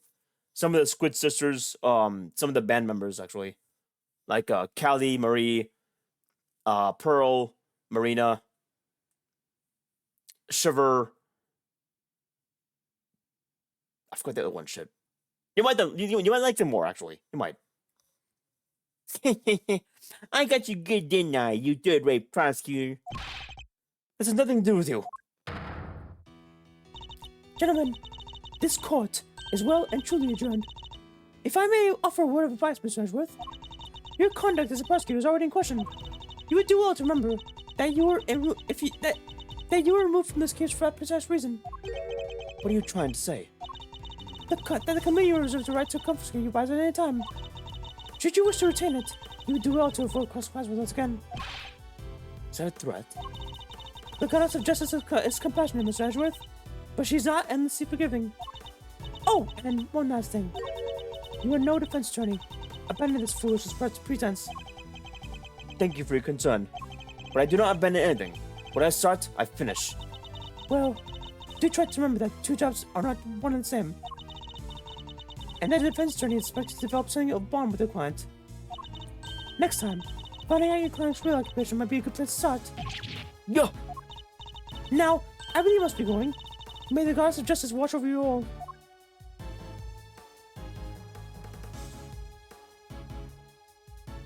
I thought they were a created character. They are. Your playable character is a created character. Your playable character you play in the game is a created character Splatoon kid. But there are characters in the game. There are like the Squid Sisters, the other band members. I forgot their names honestly. There are named NPCs. So Simeon lied to us. Not just you two. God took me for ride too. What's his deal? Whoa! You're not having something else, are you, Miles boy? Sure, Judge Gavel is a tough cookie, but that doesn't mean you can't just give up the ghost. The defense never rests, quote unquote, as a wise man once said, and that goes for associates too. Don't worry, Fenda. I have no intention of resting. Therefore, our assumption is that Mr. Singh couldn't have entered the prison have been proven false, which means that we'll need to restart our investigation from square one, I'm afraid. To be continued. God damn. I thought it was straight multiplayer. The main modes are multiplayer, but there is single player campaigns, like for sure. There's a single player campaign for Splatoon 1, 2, and 3, and there's other modes that are single player as well, like extra modes, like challenges that I want to say.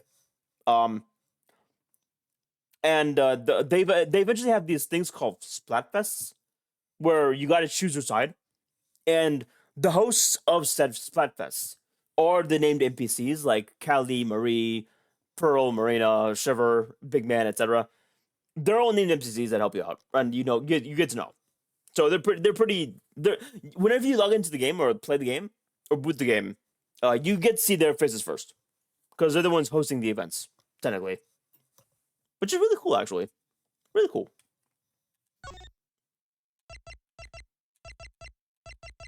Here it is. Ladder. Oh god. Very big circus. All right, chat. I'm afraid this is gonna be the end of the stream. I've already streamed for like an hour later than I was planning to, honestly. But thank you for watching. Thank you, Patrick, for watching. I really appreciate it, as always. We will figure out the game we play later on, of course. Whether it be Monster Hunter or Splatoon, we'll see. But chat, I think tomorrow I'm gonna be streaming again. But this time art, finally. The first art stream in quite a while, actually. I'm gonna be streaming a Patreon sketch. Hashtag, not hashtag, what am I saying? Exclamation mark Patreon, by the way. If anyone wants to join the Patreon and get some exclusive access to art that I post there first and foremost. But I also sketch a little character out for any of the subs. For any of the $3 or $5 subs. So if you want me to sketch a character of yourself, for yourself, feel free to sub chat. It'll be a black and white bust sketch, but it's still a sketch for you. Yeah, anyways, I'm doing that tomorrow. I'm doing a character sketch tomorrow for Patreon. And I'm going to be drawing on Takamaki from Persona 5. Or at least rendering her out. I've already got the flats pretty much finished, but rendering her out shouldn't take too long, at least, but hopefully. Anyways, let me just get out of here real quick.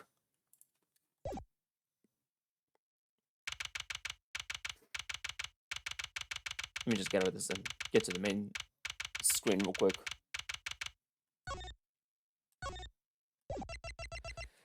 back to the title. Oh, shit. I guess I'll save again.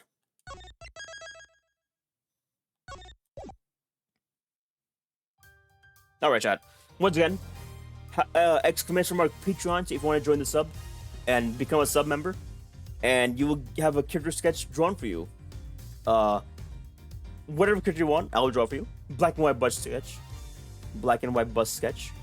Yeah. I'll be doing art tomorrow, hopefully. Or that's the plan. I'm gonna hope that my art connection iPad works with the streaming, so I'm pretty sure it does. It was, you know, never know. You never know. Anyways, thank you for watching, chat. Thank you, Lurkers, thank you, VOD viewers. Thank you, Patrick, as always. Thank you, Patrick, and VOD viewers, and Lurkers. Yeah, that'll be it. I'll see you tomorrow. Bye, chat. Peace. Actually, wait a minute. Can I rate anyone? Can I rate anyone, actually? Let me see if I can rate someone. It's Dan streaming. Motherfucker. The one time I actually want to rate Dan. God damn it. Alright, guess not. I'll see you later, chat. See you tomorrow.